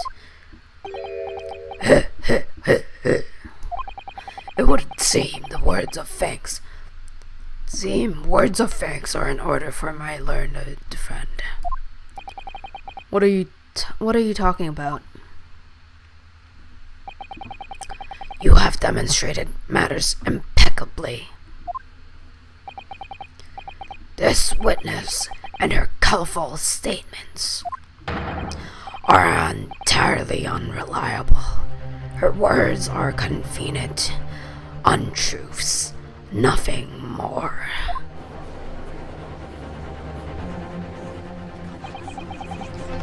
Said right. How could the victim not done? It makes no sense. Whatever. So it's over then. And this girl is pickpocket. Let's all forget that. Guilty too. we're gonna go into another rebuttal. And, we are gonna logic our way into this. Oh my gosh. She didn't even say anything. I didn't want to judge dear little Mike just because she had some rather naughty ways.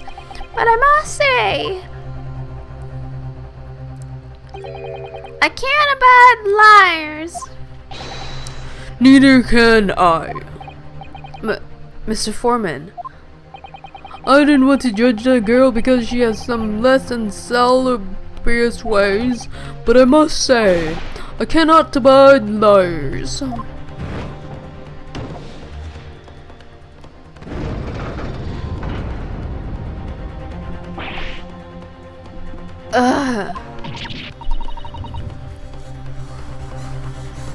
Mr. Naruhodo. That's 5 jury members leaning towards guilty.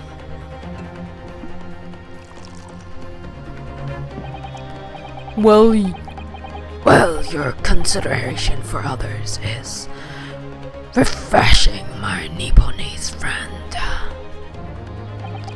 Due to considerable troubles you have spared me.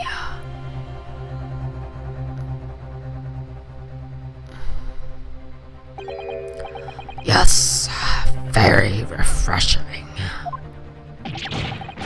Ah! Girl, what are you playing at? Have you forgotten who you're working for, you useless Eastern Amadan? This is carnage. It's perfect. Juror number 2 is the only one left. Mr. Naruhodo, the way this is going, I know, if we can't find some new ways to convince everyone of Mr. McGilden's innocence, the judge will rule and we'll have lost.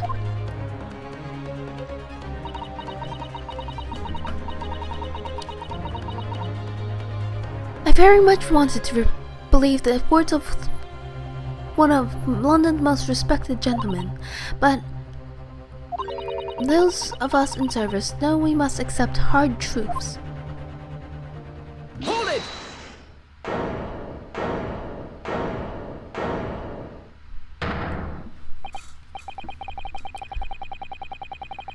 Yes, the witness's last statement seems to have revealed a critical inconsistency in her story.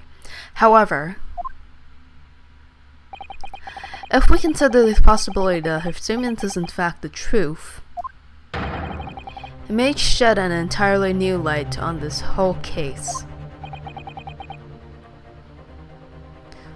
What are you saying? Counsel! I'm sorry, sir? Whatever do you mean?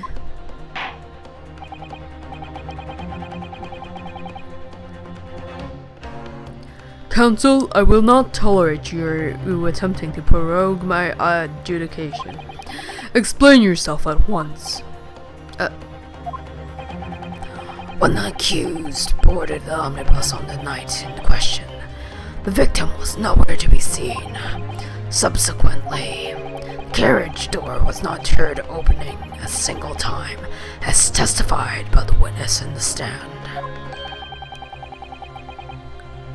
And yet the victim's body was found inside the carriage.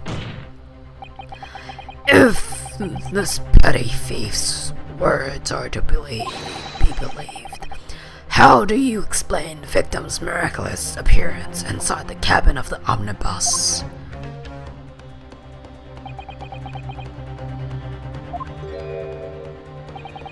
There's only one way to explain how the victim came to be inside the carriage.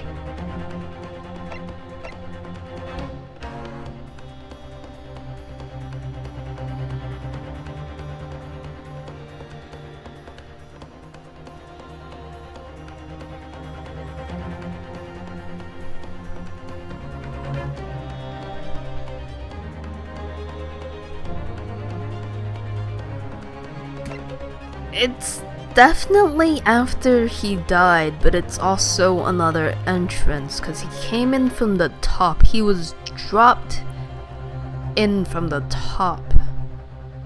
That had to be why it was such a loud bang.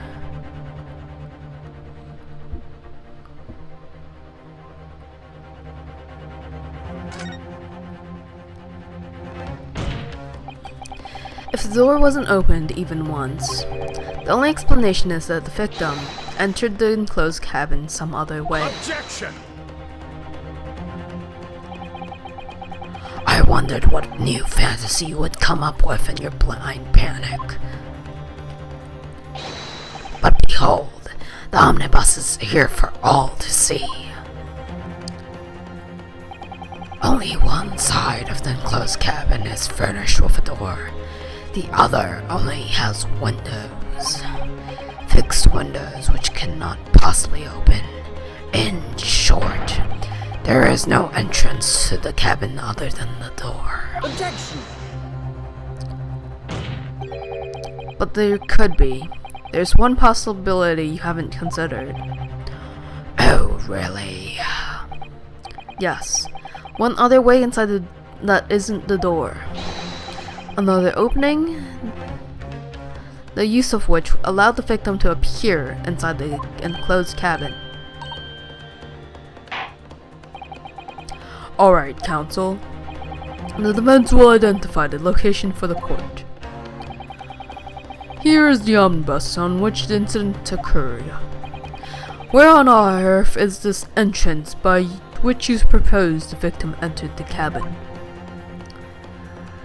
He was dropped from here. Take that!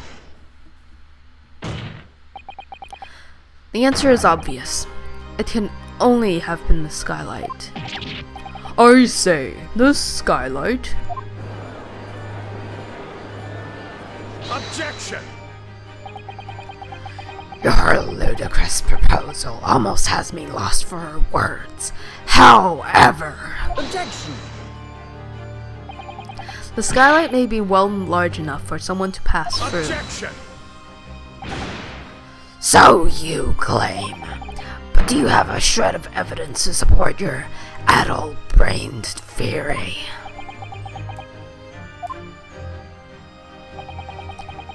Both Mr. McGilded and Miss Lestrade said the same thing in their testimonies. They each claimed to have a loud thud, such as the noise made by someone falling to the floor. Ah yes, which has already been explained as the sound of the victim falling from his seat having been assaulted with a dagger. Yes, it has, but would a man slipping from the seat onto the floor really have made such a loud noise as the witnesses describe? A noise loud enough to cause Miss Lestrade to let out an involuntary cry, in fact. Good gracious! Perhaps, in fact. That was the moment that the victim made his entrance into the cabin. No, let me rephrase that. The victim didn't enter the cabin as such. He fell into it. Objection!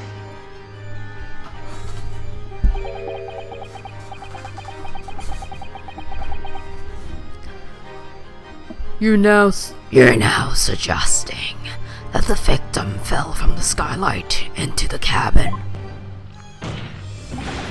That's simply impossible. How can you be so sure?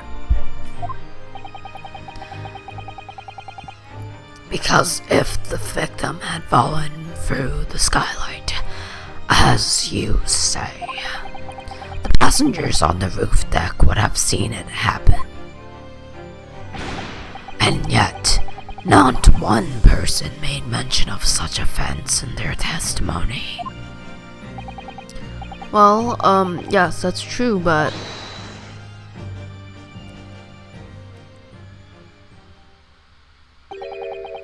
Might a humble fella make a wee comment here.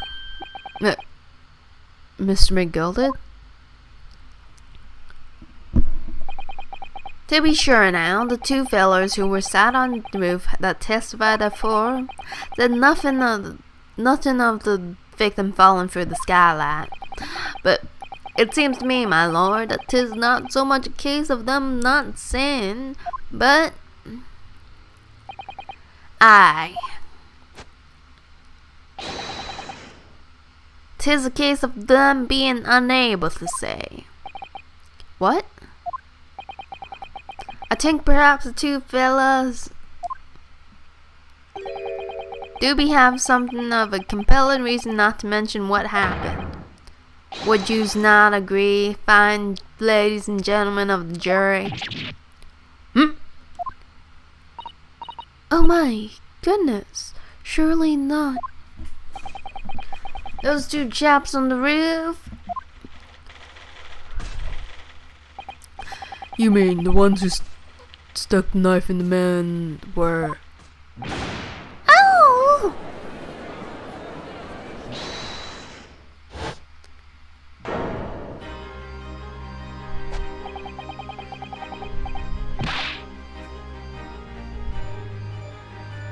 Yes! Just what are you insinuating here, you blitterer? You rotter! He said, you rotter! What are you insinuating? This is a flaming outrage. I've a good mind to give you a blinker in a minute. He'll give you a shiner in a minute, he's saying, and so will I. Mr. Fairplay. You effectively accusing me, city gentleman, and well-respected banker.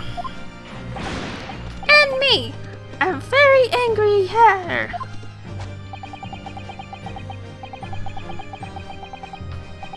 Suggesting that someone like me get stabbed in the guts, it's a disgrace, it's scandalous, it's... I protest in the strongest terms. That's right, I protest too. About you, you rotten scoundrel.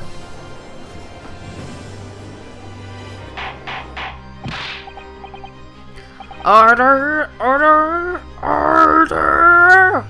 This is not the time, witnesses.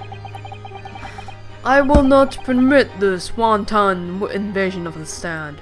Return to the anteroom at once. But this is beyond reason, my lord. It's outrageous. It's very hurtful, you know. Why is this man a horse? My lord, if I may comment. Go ahead, Lord Van Sykes. It was the defense that incited this outburst from the witnesses. My learned friend has seen fit to abandon all protocol and accuse the witnesses without proof. Accuse? I never intended to. It seems, young Nipponese, that your command of the English tongue is wanting. You proposed to this court that the victim fell through the skylight from the roof deck of the omnibus. That hypothesis cannot possibly stand without the rooftop passengers being aware of the events. You have branded these gentlemen liars. You have intimated their criminal guilt. In our British courts of law, that is what is termed a baseless accusation. I know I was rash to put this idea forward without any actual evidence, but we can't just dismiss it without a second thought. What are we wasting time for? Get them to testify.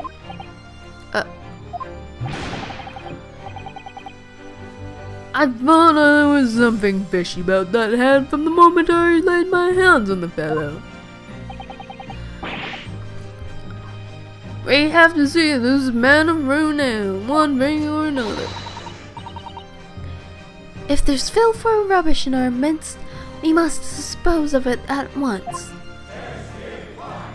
Testify. Testify. What's happening, Mr. Naruhodo? The spectators in the public gallery are... They're in a complete frenzy. Mr. Fairplay and Mr. First. My lord? You will take the stand again and make another formal testimony in reference to the indictment brought by the defense. Yes, my lord. I didn't come here for this. There's no time to think this through. All I can do is keep pushing forward.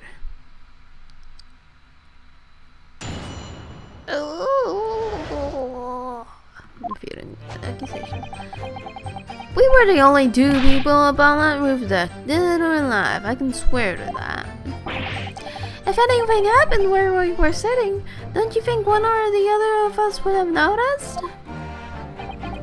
In any case, neither of us know the first thing about the victim. We had no reason to kill the man.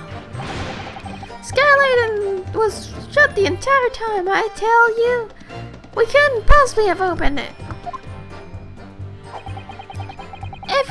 If you're so sure the victim fell for the skylight, where's your proof?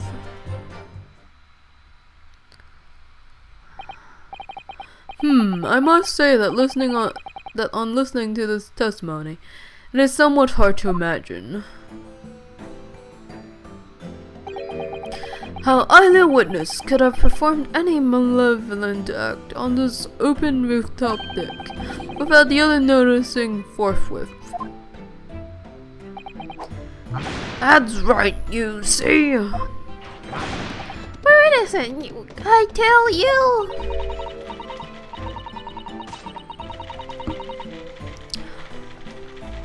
Although logically, of course, the argument falls down to if the two of you were in collusion with one another. What? Ow! According to investigations by Scotland Yard, the two witnesses share no common dealings. How? Well, I don't trust coppers any more than I trust the stinking rich.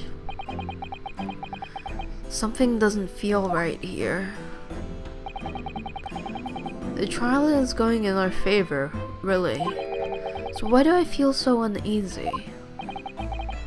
Counsel for the defense, over to you. Your cross-examination, please.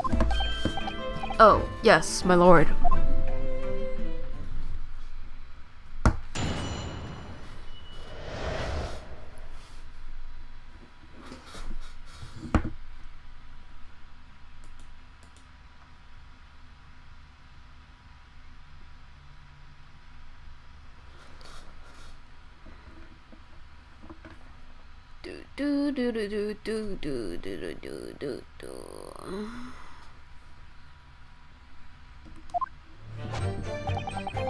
Matilda is just so happy about this.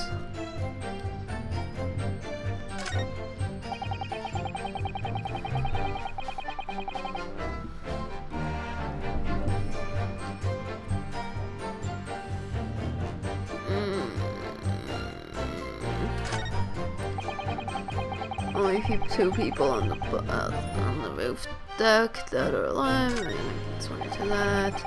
If anything had happened,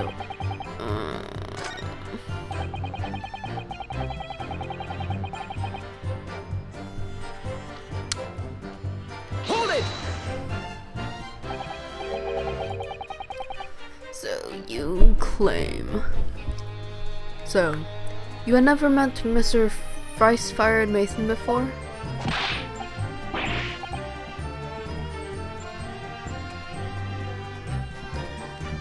Oh, lummy. No, not once, never. He'd never met the man before, he said. Never! But have you? 'Cause that is quite the hat, good sir. Quite the hat.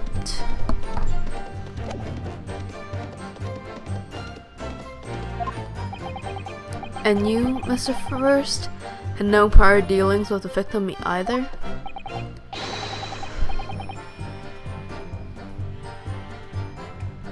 That's right, sir. Tatters don't have much to do with brickmakers, to be perfectly honest, sir. No, I imagine not. You see, Oh, God. You see, how many different ways can I put this? Neither of us have the remotest connection to the gentlemen who were inside the cabin. Excuse me. Mr. McGilden? yes, Counsel. Yes, Counsel, what can I be doing for you? The witness's last statement give you pause for thought somehow? Not in remote, not the remotest connection? Is this right now, I wonder? What are you insinuating now? Ah, Mr. Fairplay. 'Twas been too long, so it has. If I'm not very much mistaken, I believe 'tis fast approaching, is it not? Your payment date. I beg your pardon? You borrowed 20 guineas from me, sir? At an unconscionable rate of interest. You tricked me. It's extortion. Well, now, is that a touch of begrudgery, is it?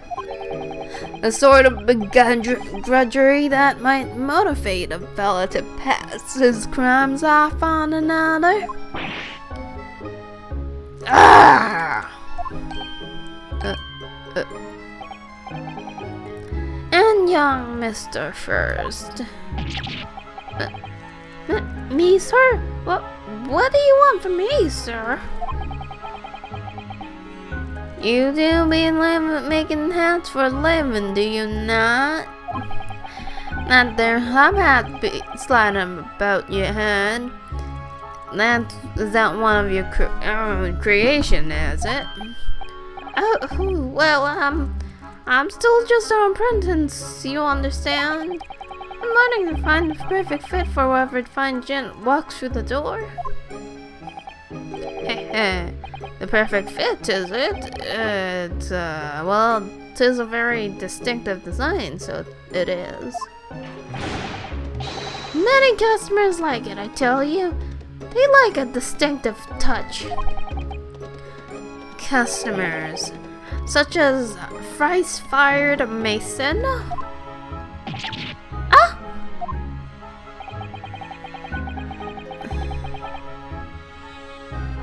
There was a photographic print of the victim submitted as evidence of fraud, my lord.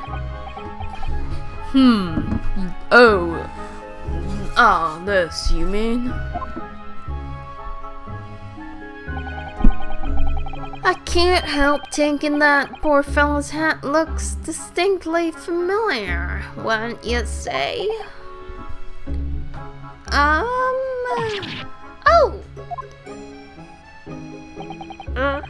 That's one of my hats. that it is. So it would seem the brickmaker was a customer of yours. The sort of customer I'd wager you'd have a green quarrel over the distinctiveness of the goods. Oh, no, sir. Absolutely not, sir. Well, there's really nothing more to add. It wouldn't be right to say that the two fellas here haven't the remotest connection to the victim, you see. I rest my case. You little weasel. Ah. He's better at this than I am. Gosh, Mr. McGilded has certainly been thorough in his research, hasn't he? Please, don't let a little interruption hold up the proceedings.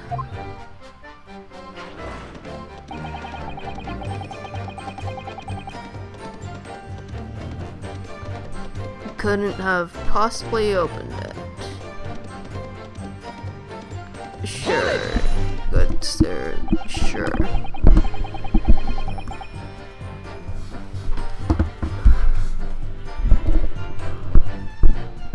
Are you quite certain about that?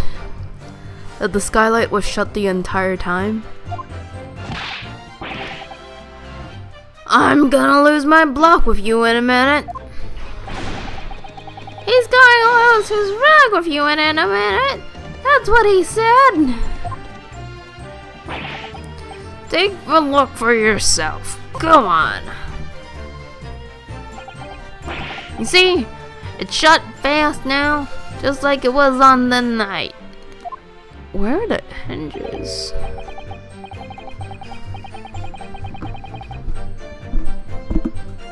So it is. Of course, a fellow the size of Mr. Mason could likely break through, right through it. Still a door.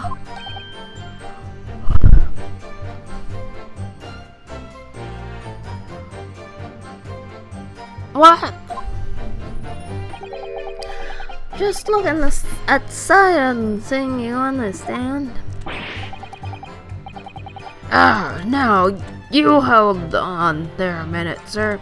The size of the thing means nothing. Not on its own. Let's consider the bigger picture here, shall we?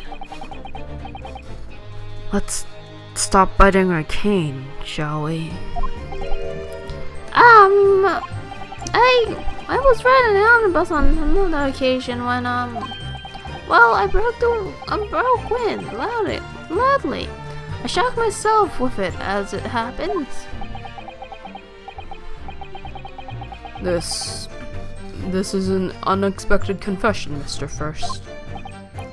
Oh, I just made him say, well, the point is, I tried to open the skylight, you see. But just by luck, I couldn't make it budge. The stench was terrible. Everyone was looking daggers at me, sir. I went red as a rouge, I did.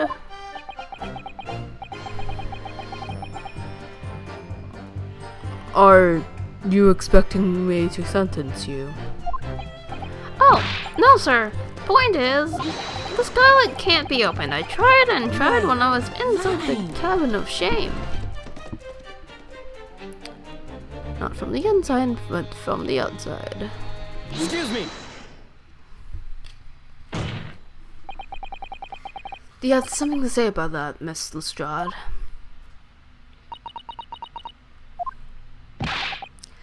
Miss Lestrade.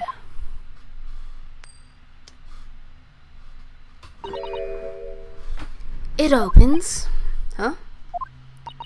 Skylight. It's open. The skylight. That's what we're talking about, right?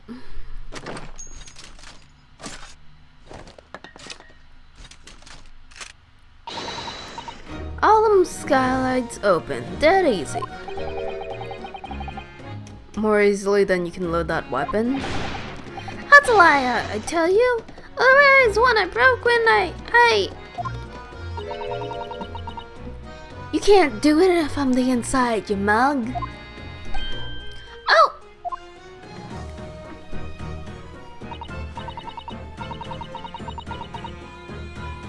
Look, a few weeks ago I was up on the roof deck of one of them drags, and I'd had a great haul. I mean, I'd had bursts coming out of me ears. Miss Lestrade, this is not the forum to be eulogizing on the subject of your criminal activities.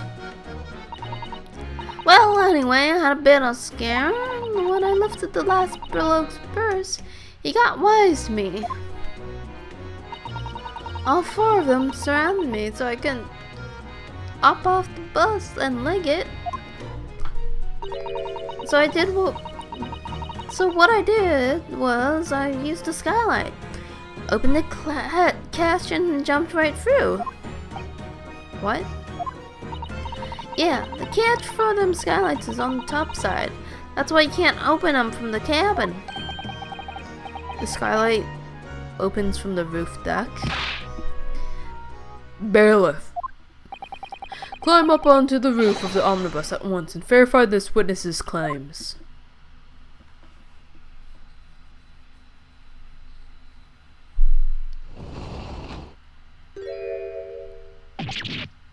Ah! On my hat!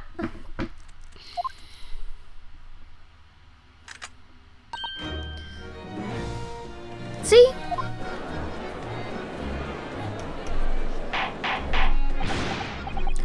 Order! Order! Order! So, it appears the street girl's statement is quite true. I don't believe it. The skylight opens, and from the roof deck.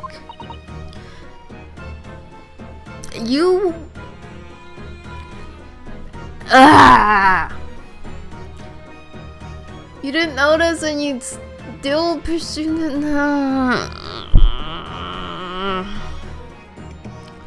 Mr. Naruhodo, this could be the clue we've been looking for.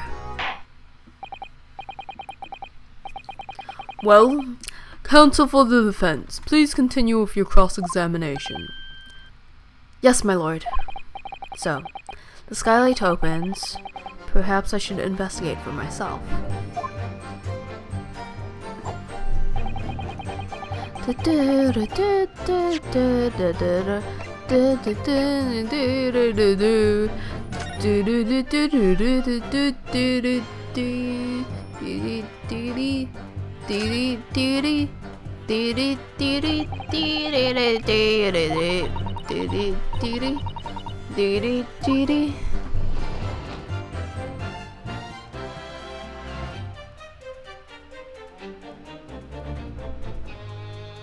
Oh, that is blood.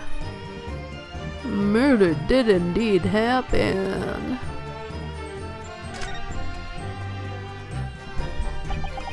You can certainly see the inside of a carriage through this opening, that's for sure. Yes, and there's a lamp in the enclosed cabin, so I'm not sure the witnesses would have been able to see quite clearly. That's not good for us. How about the blood? The blood! Come on. How do I have to go there? Blood. Blood! Look at the blood. Look at the gosh darn blood. Do I go from the inside?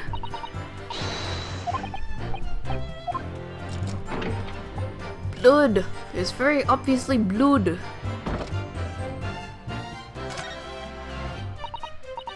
Yes, it does open very wide, doesn't it? Wide enough to kick someone you like through. Wide enough to kick someone you like through, certainly, Mr. Naruhodo. Oh, why someone like me? Ah! What is it? Look, just here. Look at this. Blood. That's without question. It's blood. Why would there be a blood stain here? Surely it can't be unrelated to the case, can it? There's my gosh darn proof, good sir. There's the proof I need. Ma ma ma ma ma ma ma. Do do do do do do do do do do do do do. On the night in question, the victim was fatally stabbed in the stomach, and immediately afterwards, the victim's body was pushed through the skylight into the cabin below. Those are the facts, and the irrefutable proof remains clearly visible in the omnibus that stands before us today in this very courtroom. What? What? That's utter humbug. You can't possibly have any evidence. No, you can't. I mean, we didn't do it, I tell you. It's impossible. Irrefutable proof here in this courtroom. Counsel. My lord.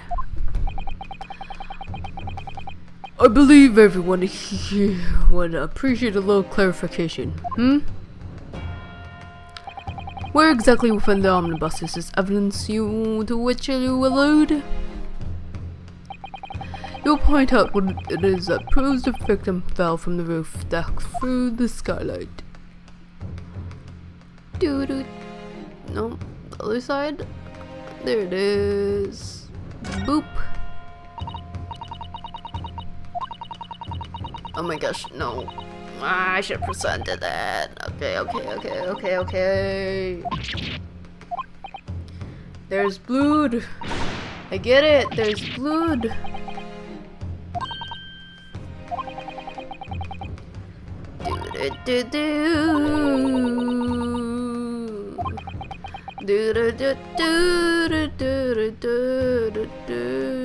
Got it! Blood. By Jupiter, is that blood? Ow! This bloodstain proves two things. Firstly, when the incident occurred, the skylight of the omnibus was open. What? And secondly, the victim was already bleeding when he fell through the opening. Oh my! Oh my! And so it follows that Mr. McGilded, who was inside the enclosed cabin himself at the time, cannot possibly be guilty of this crime. No!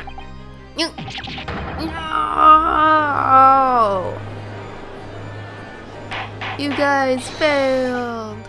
Hold it! Hold it. But the blood would have sprayed up. Could have sprayed up there when the fellow was stabbed inside the cabin.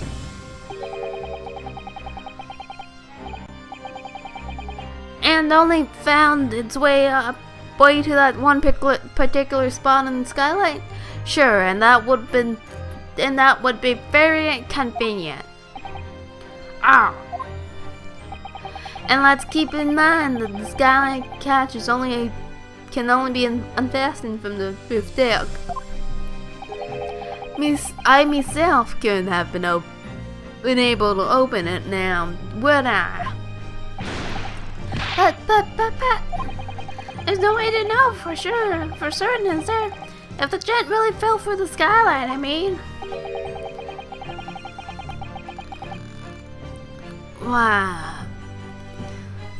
Why don't you have a good look at the floor of the cabin between the two seats, Mr. First? 'Tis all too plain if you see. There's the aftermath that shows poor fellow drops from a fair height right there, so that is. What? No. But it can't be. It's all on the lines. My fellow jury members, I think we can all agree that this is clear proof of the defendant's innocence, can't we? I believe we can, yes, sir. It's clear to me now where the filthy rubbish can be found in this courtroom. So, they thought they could pull the wool over my eyes, didn't they?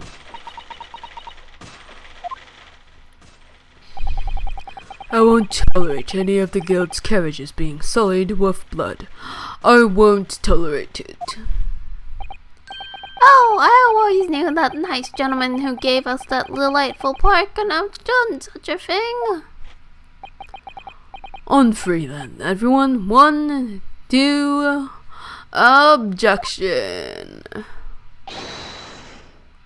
Oh, okay. 3. Objection!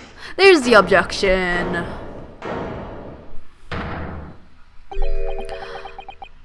A chilling performance, Mr. McGilded. Oh, and what would you be referring to there now, Lord Van Zykes? A bloodstain on the frame of the skylight.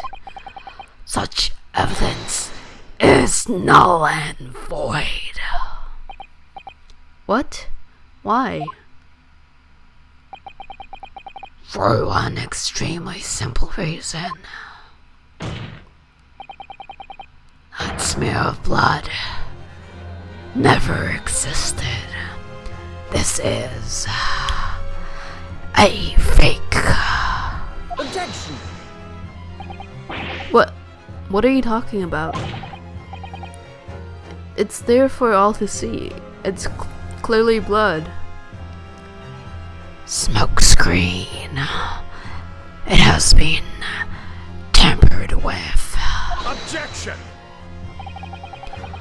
I personally attended Scotland Yard's investigation of the omnibus. The officers involved went over the carriage with a fine-tooth comb. So I can state with absolute surety that no such smear of blood existed in the carriage. This was all too convenient and obviously tampered with. At least not until this trial began. But are you suggesting, Lord Van Zykes, that the stain of blood was Fabricated, my lord. Yes. And while this court has been in session. what?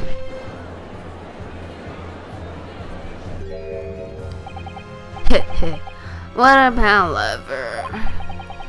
I must say I didn't expect such crude reasoning from a prosecutor of your standing, Lord Van Zykes. But I'm Magnus McGilded, a fellow known all over the capital for his fine contributions to public life. I don't take kindly to slander, but I'll fight it to the bitter end. Even if it's rolling off the tongue of the Reaper of the Valley. Mr. McGilded, I realize this is your first appearance in court as the accused. However, I am well aware of your involvement behind the scenes in a great many affairs of dubious nature. You're very adept when it comes to avoiding getting your hands dirty. And each time it happens that a case you're involved in is investigated, you adapt the facts. Adapt the facts? What does that even mean?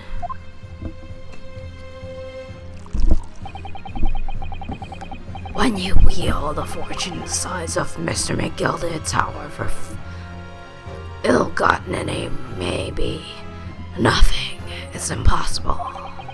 Tampering with evidence, manipulating the scene of a crime, bribing witnesses. toast your ability to concoct the most convenient of stories, sir.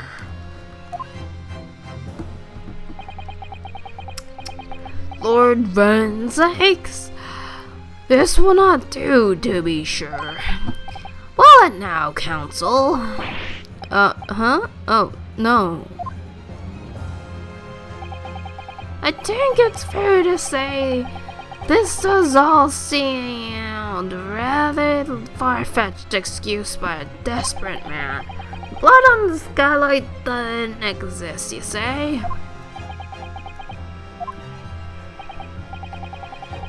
But if you will all cast your minds back, is it not true that the omnibus there has been in the courtroom the entire time? How could anyone possibly have put a smear of blood in it without the world and his wife knowing? Isn't that right, Counsel?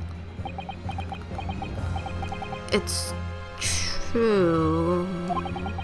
The omnibus has been in full view the entire time the court has been in session. My learned friend.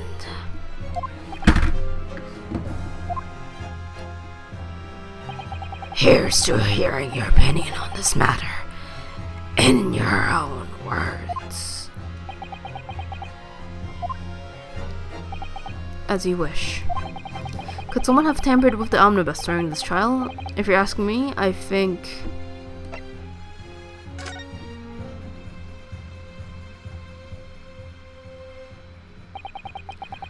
As a defense lawyer, it's my job to advocate for the defendant as best I can. But still, if I feel as though there's something even more important at stake here. There's no evidence to suggest it.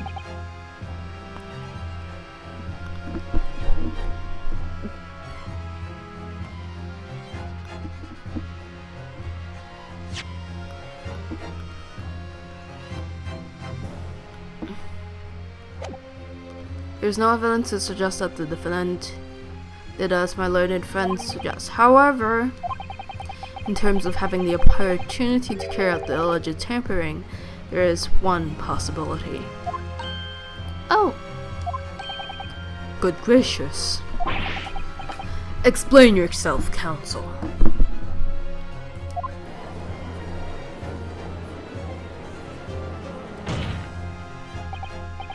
Yes, there is.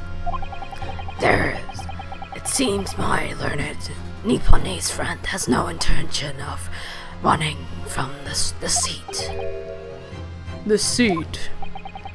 I'm sure everyone still remembers clearly the recess that we were forced to take as a result of the smoke grenade fired by the witness, currently in the stand, Miss Gina Lestrade.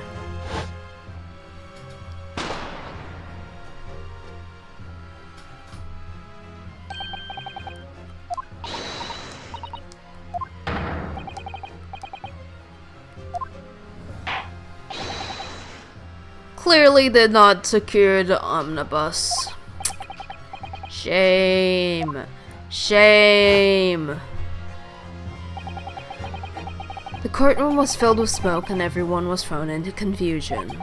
All of us were made to leave this chamber.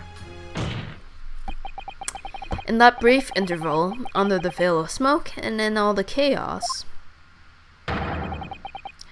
that was so over the top. Why did you spin the camera like that? It could have been possible to steal inside the omnibus.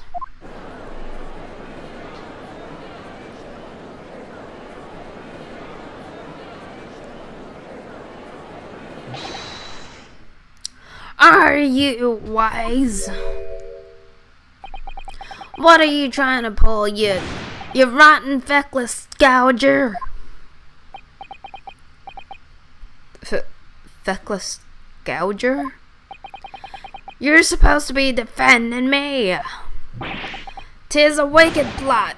'Tis a plot to undermine me, so it is. Objection!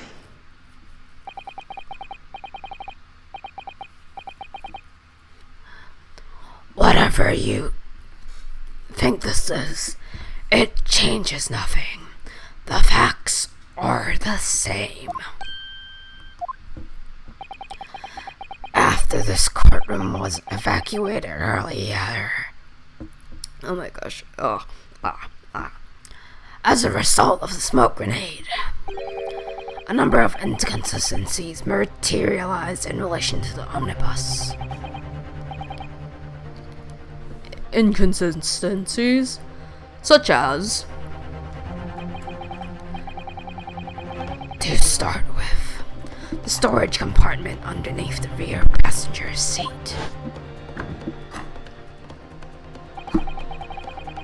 When the police investigated the omnibus, this compartment was full of the driver's items. Secondly, we have the smear of blood on the edge of the skylight. As I have said, that was not present at the start of the trial this morning. How did they get the blood? Unfortunately, Lord von Zyges, no one is able to corroborate your claims. Except the investigators. Why do you not trust your police? What the heck?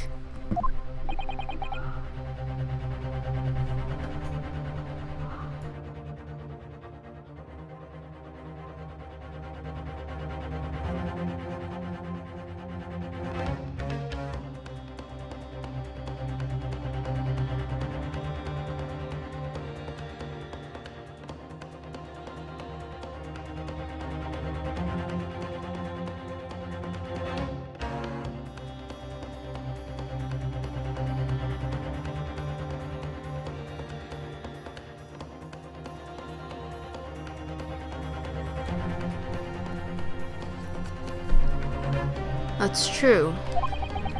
When the omnibus was first wheeled out, both the storage compartment and the skylight were shut.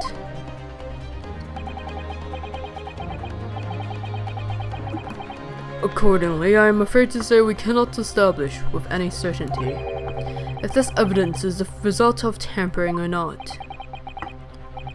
Indeed, my lord, no doubt there was not a single person who saw fit to verify such things. What do you think? Sorry?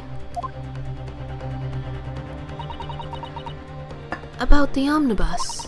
Is there anything else suspicious about the omnibus? Anything else unusual?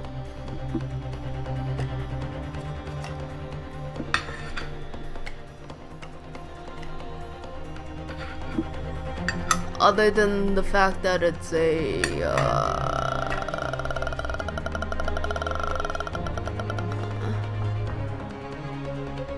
Phoenix, right, omnibus. Baker Street, Old Street, City of...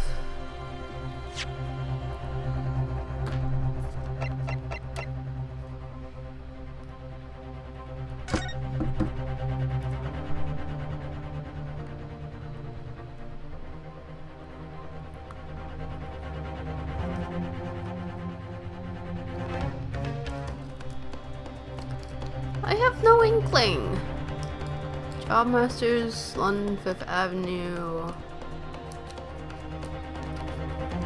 Job Masters, London Head Office.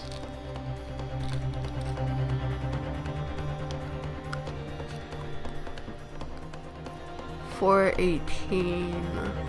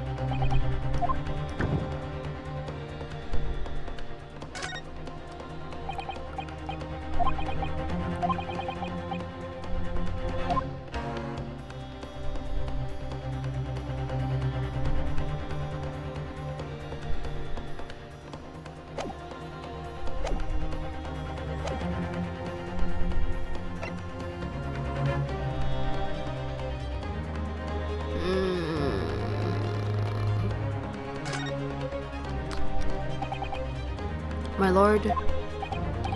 Yes, Counsel. There is one further inconsistency. A mark that surely could not have been present at the start of the trial.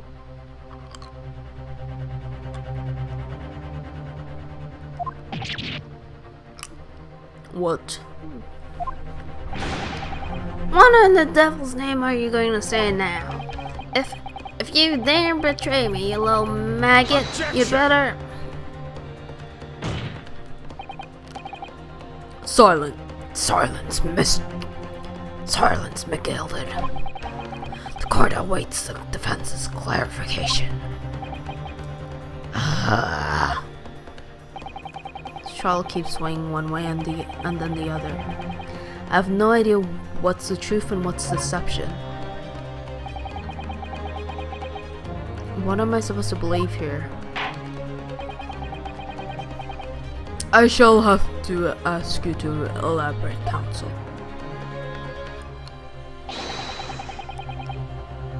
What exactly is this alleged mark that you claim appeared at some point during the trial?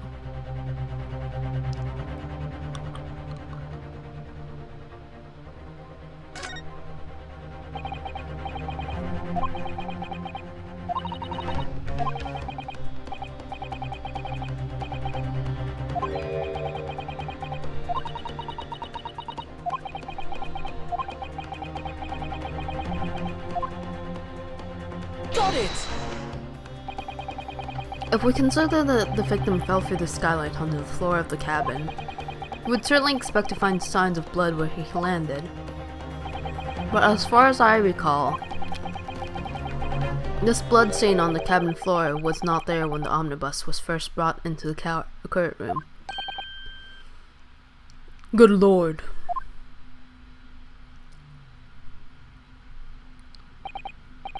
Yes, I do believe you're correct, Counsel. Well said. Although, as an advocate for the defense, one might say that was a very careless slip of the tongue.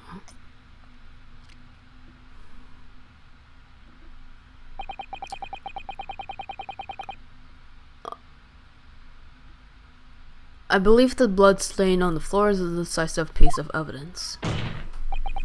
But if the question is whether that evidence is genuine, or whether it's unlawfully fabricated by someone, I feel compelled to admit there's at least a possibility that the evidence is fake.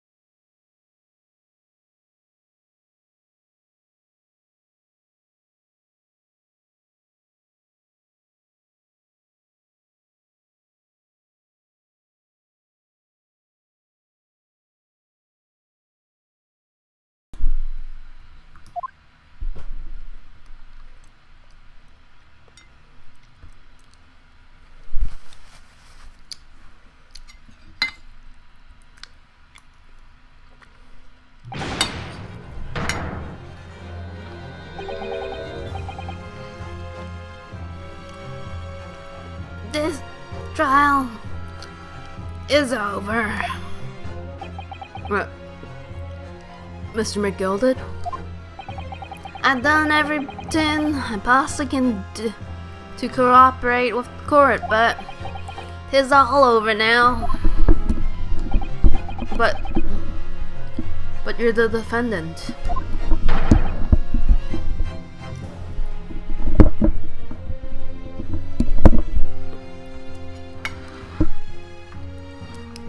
Tis over, I tell you.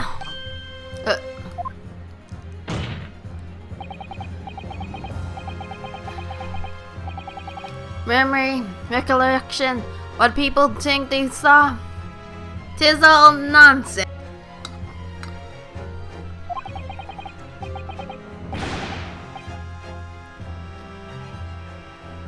Facts are what counts. The fact is that Bloodsin is there now. Well, over the course of this desperate trial, long and extremely drawn out as it has been, that good-for-nothing Reaper of the Bailey has failed to present any decisive evidence at all.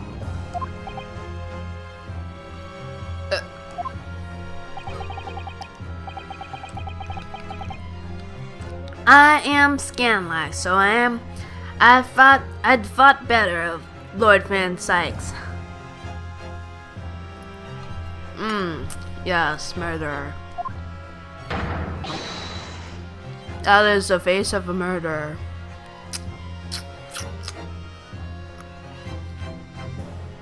Well, my lord.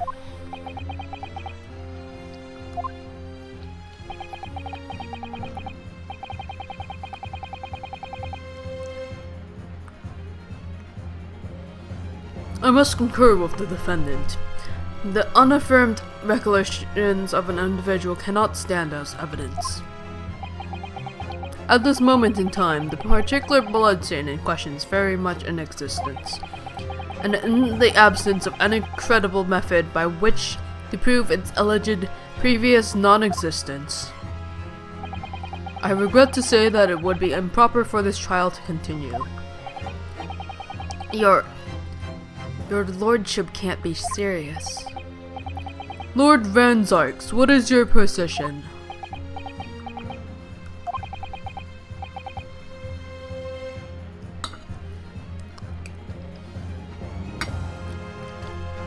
The prosecution, my lord, has no further witnesses or evidence to present.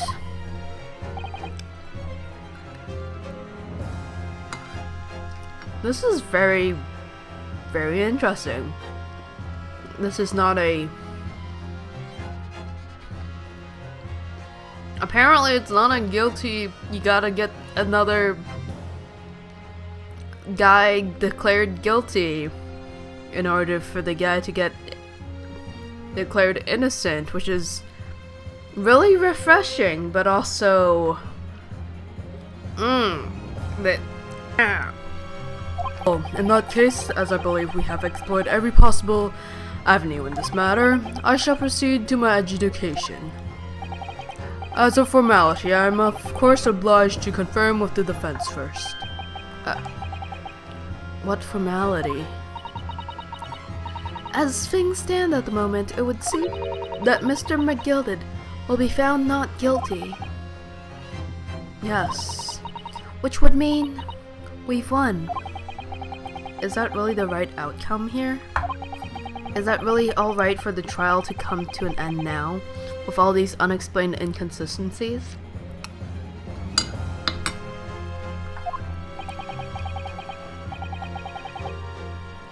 Counsel for the defense, your closing statement, please.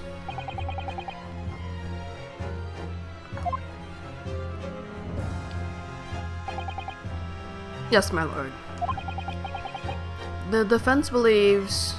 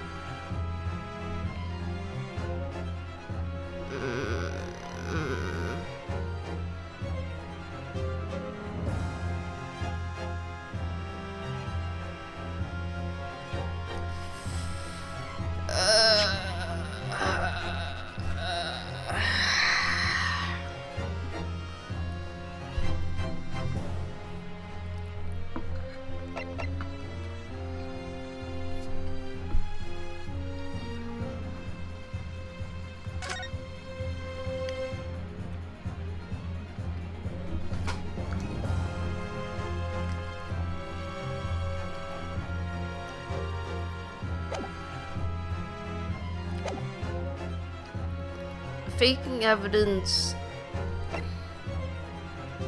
I can't abide by that.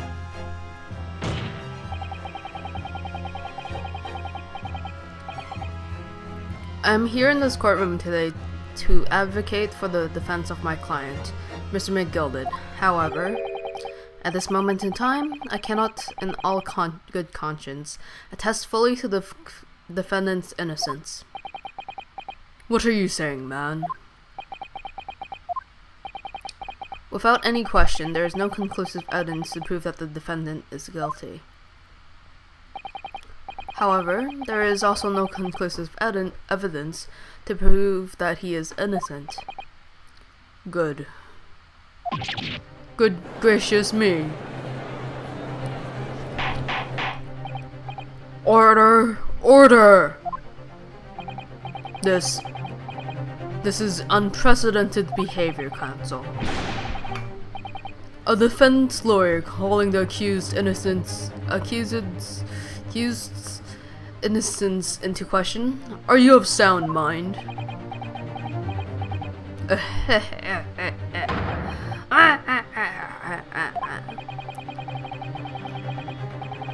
Oh, 'twas a grand decision to appoint you as my lawyer, so it was a grand decision. What? I must say, I didn't expect quite such an exciting spectacle at the end in there, but still, what are your troubles? Ah!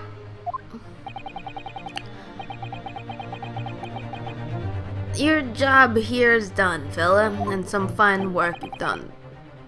What do you mean? 'Tis just an old gentleman so succinctly put it afore. Trial can't go on anymore.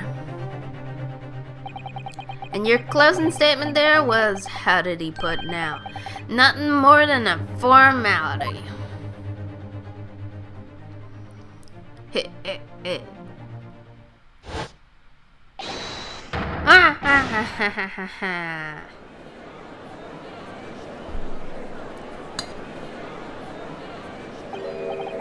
I really don't know what to make of all this.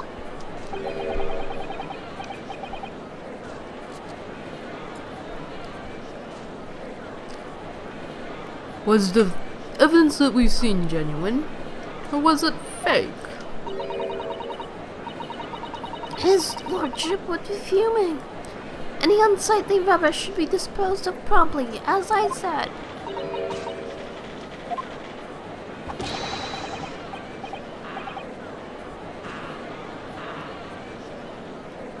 Stinking rich are always guilty of something. Mark my words. I feel terribly ashamed that I ever doubted the lovely man who gave us the lovely pie.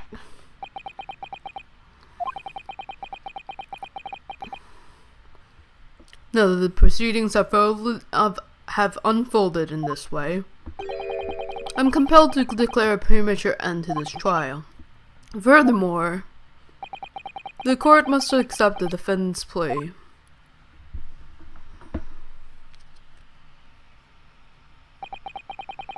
I thank you kindly, my lord. I hereby pronounce the verdict of this court. Objection! But we still haven't determined if the bloodstain in the omnibus is genuine or not. We don't know if these witnesses are telling the truth or a pack of lies. We have no idea about the truth. Lord Van Zykes. My lord.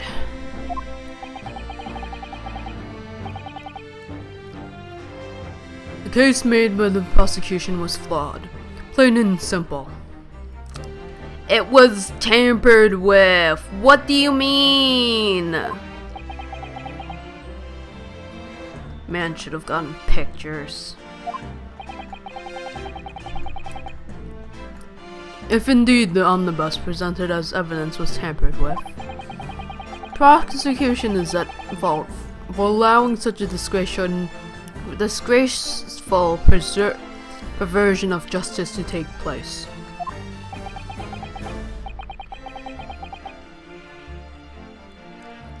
My sincerest apologies, my lord. Objection! But, wait.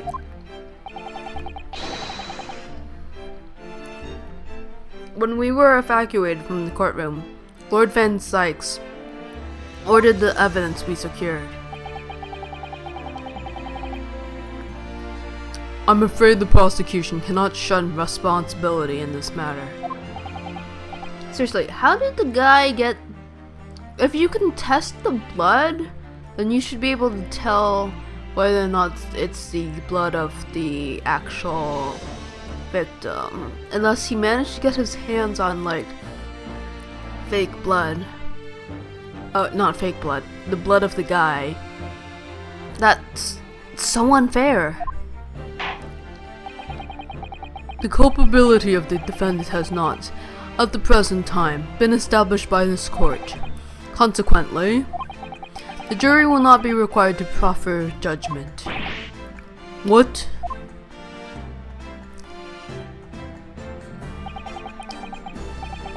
Well, Lord Van Sykes, it's been a pleasure, so it has.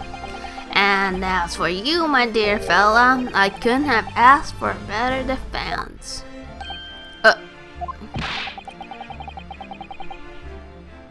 Do you mean to tell me this has all been a grand waste of time?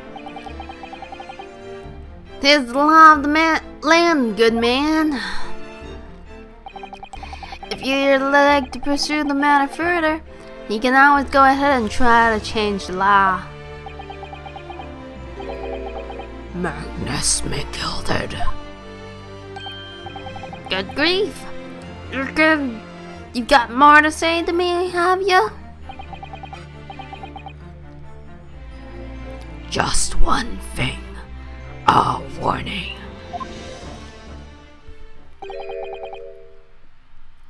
This is far from over.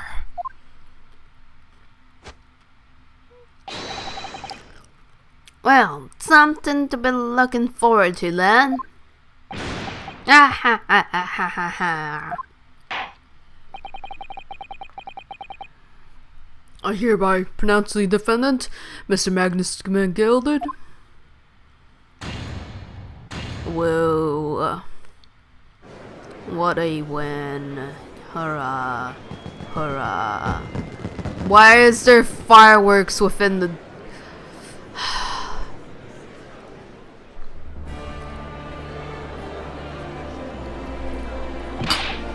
I can't believe it. This is an outrage. You should have examined the evidence more. What are you talking about? The man's been cleared. He's innocent.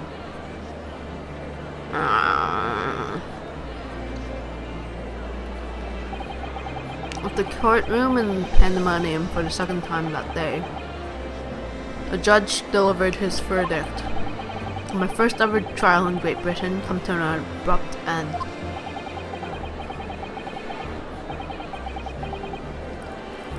With the defendant being found not guilty, obstinately a victory for us.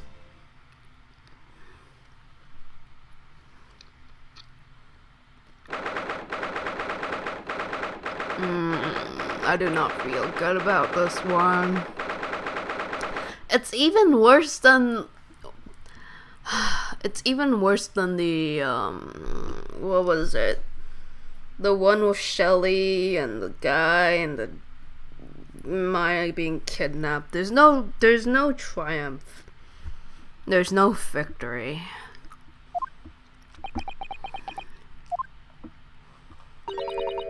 That certainly was a long trial. 3 hours long. 3.5 hours. Oh my gosh. And just this part. Yes it was. Your first ever trial on foreign soil, and your first victory. It was a wonderful performance. My heartfelt congratulations. And to you, Miss Susato, thank you for your assistance. I suppose we should be happy. The trouble is, we're still completely in the dark about what actually happened. Well, we didn't have enough time. But isn't it wrong? I mean, who was actually responsible for Mr. Mason's death? We don't even know that. The sole aim of the defense is to obtain a verdict that exonerates the defendant. You carried out your duty to perfection. Aye, that you did. Mr. McGilded. Ah, and that girl is with him too. Well, it seems like the stories aren't true. Oh? What stories? About the 6 enormous fireworks they'd be letting off when there's a verdict of not guilty. Those fireworks are real and they actually happen inside? What the are they doing? That's a fire hazard. I'm sure you must have seen them now. Spectacular, wouldn't you say? Yes, definitely. I heard it was a sight to behold, and to be sure it was. And I've got you to thank, I suppose, for having an opportunity to see it. Ha ha ha ha ha ha. Oh, I don't know about that. I'm not really sure I did anything. What on earth are you saying, fella? How did I walk out of there a free man then? I don't think it was so much thanks to me as down to your planning. You're a straight-talking fella, aren't ya? I must say, you had me astray on the head there once or twice. But you're young and headstrong. Tis water under the bridge. Congratulations, Mr. McGilded, on having your name cleared. But nothing's resolved. There's only one thing that matters to me. Oh?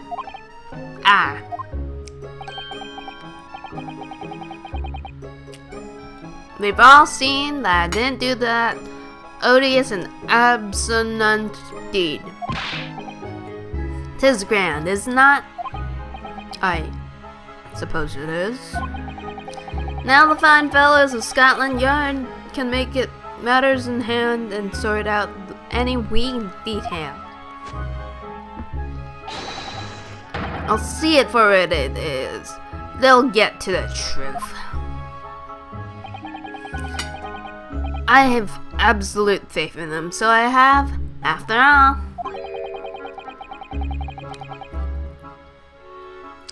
I do be providing a good number of their wages and all, with all the taxes I pay. Oh, so you don't dodge your taxes. It's not that funny. So then, as we agreed beforehand, 1,000 guineas for your troubles, fella. Oh, no, I couldn't possibly accept that much.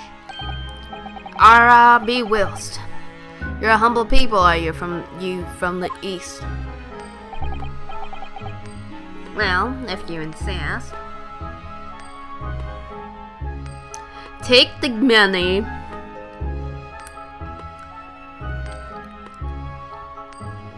Go through the evidence and pay back those.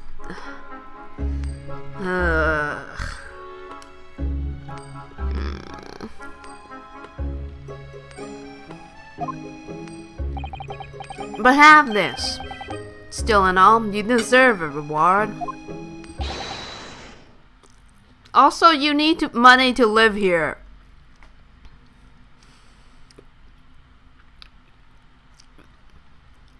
Mr. Magnus McGilded. Everything is ready, sir. If you'd like to follow me into the courtroom. Into the courtroom? What's this, officer? 'Tis sooner than I was led to believe. I hope it's not inconvenient, sir. There were some changes to the schedule. Well, I must be making tracks now.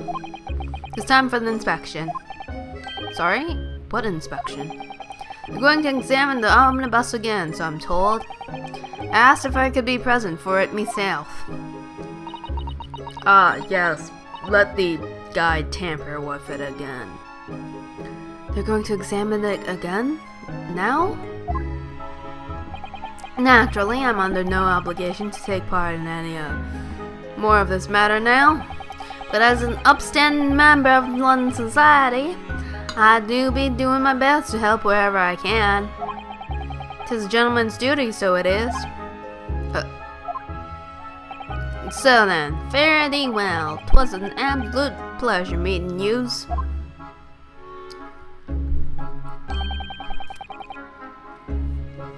I hope you have a whale of a time while you're studying here in Great Britain.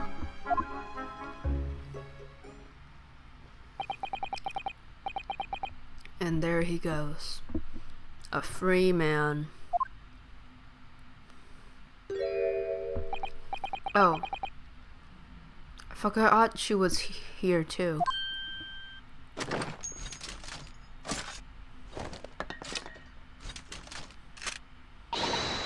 Don't move. Whereas I want to say, gotta move on. She really does take forever to load that thing. Miss Lestrade, would you mind putting that thing down? You're a grown-up. Sorry? And I hate all grown-ups.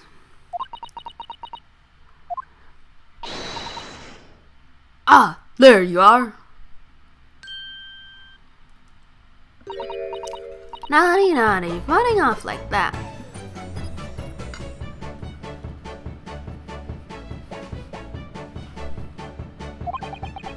Is this some kind of picnic?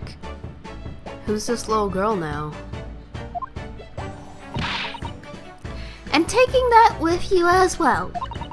I was looking forward to the trial run of my experimental smoke grenade launcher. Ha! Ha! Oh, do you want to play? You won't beat me. Excuse me, but who are you?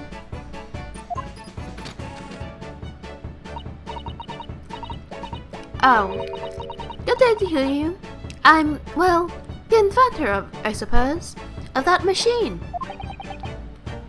Inventor? Well, normal smoke grenades are so dull, don't you agree? White, and more white. If you have to be shrouded in smoke, it could at least be a pretty color, I thought to myself. Do we have to be shrouded in smoke, though? At all? I just took my eyes off it for a moment whilst I was changing onto a different omnibus, and she pinched it. Luckily, I fitted it with a telegraphic beacon. A what's it? What? I have no idea what this girl is talking about. Anyway, you're coming back with me now. Back to my laboratory. What? What for? To apologize, of course, to my technician. What? You mean, say sorry? You must say sorry when you've done something wrong. Surely an adult has told you that before? An adult? Adult? I don't listen to no adults. Come along then, follow me. Fine, have it your way. Oh good, you see, I knew you'd want to do the right thing in the end. I'm fairly sure what she wants is not to get shot by that massive gun of yours.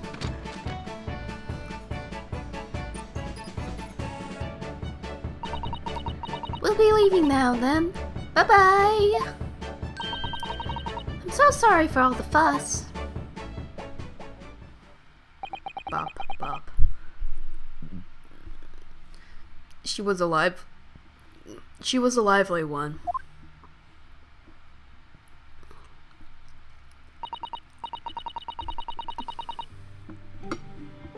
Well, do you think perhaps we ought to be on our way now, too?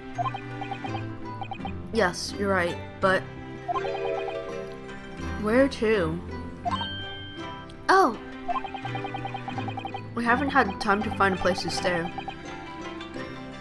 No sooner had we arrived in London than we had to rush here.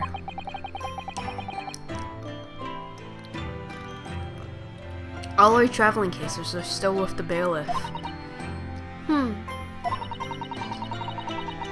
I was originally planning to spend today in search of lodgings.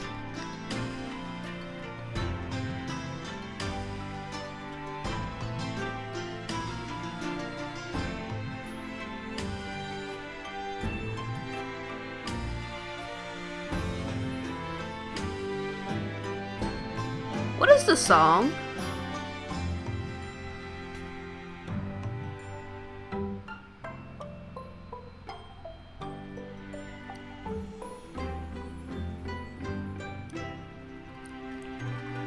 This better be her song and not the other one.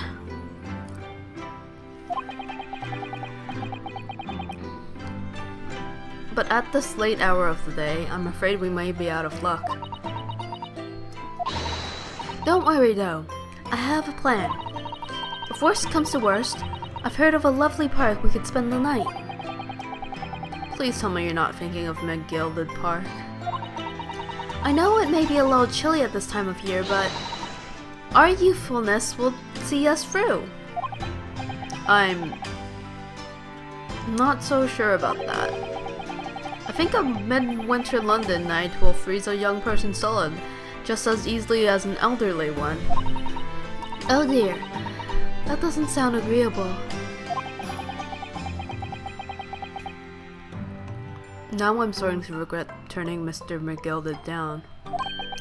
That 1,000 guineas would have paid for a lovely warm room. Or mansion.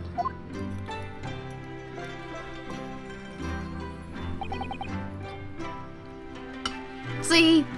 You gotta take the money. And so, the trial to determine my worthiness for the study tour was over by the end of our first day in London. However, as we were soon to learn, there were more trying times ahead, just as the Reaper of the Bailey had warned. The case was far from over.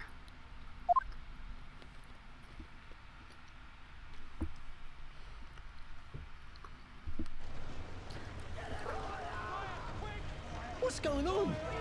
Get the fire brigade! Water! Bring water, quick! What the?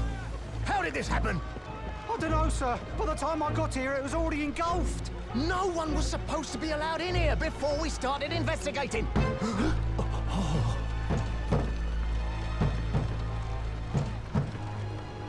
No. Oh, good God. There's someone in there.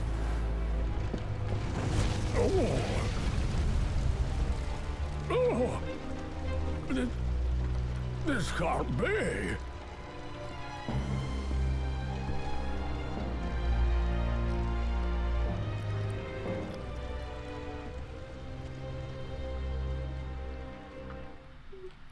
Oh my gosh. They moved it up. They said they moved it up,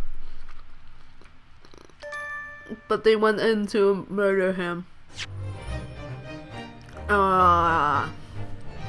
We should have taken the money. We should have taken the money. It's all burnt up now. Not burnt up. It's probably, the money's probably fine, but like, that's a shame. That's a darn shame.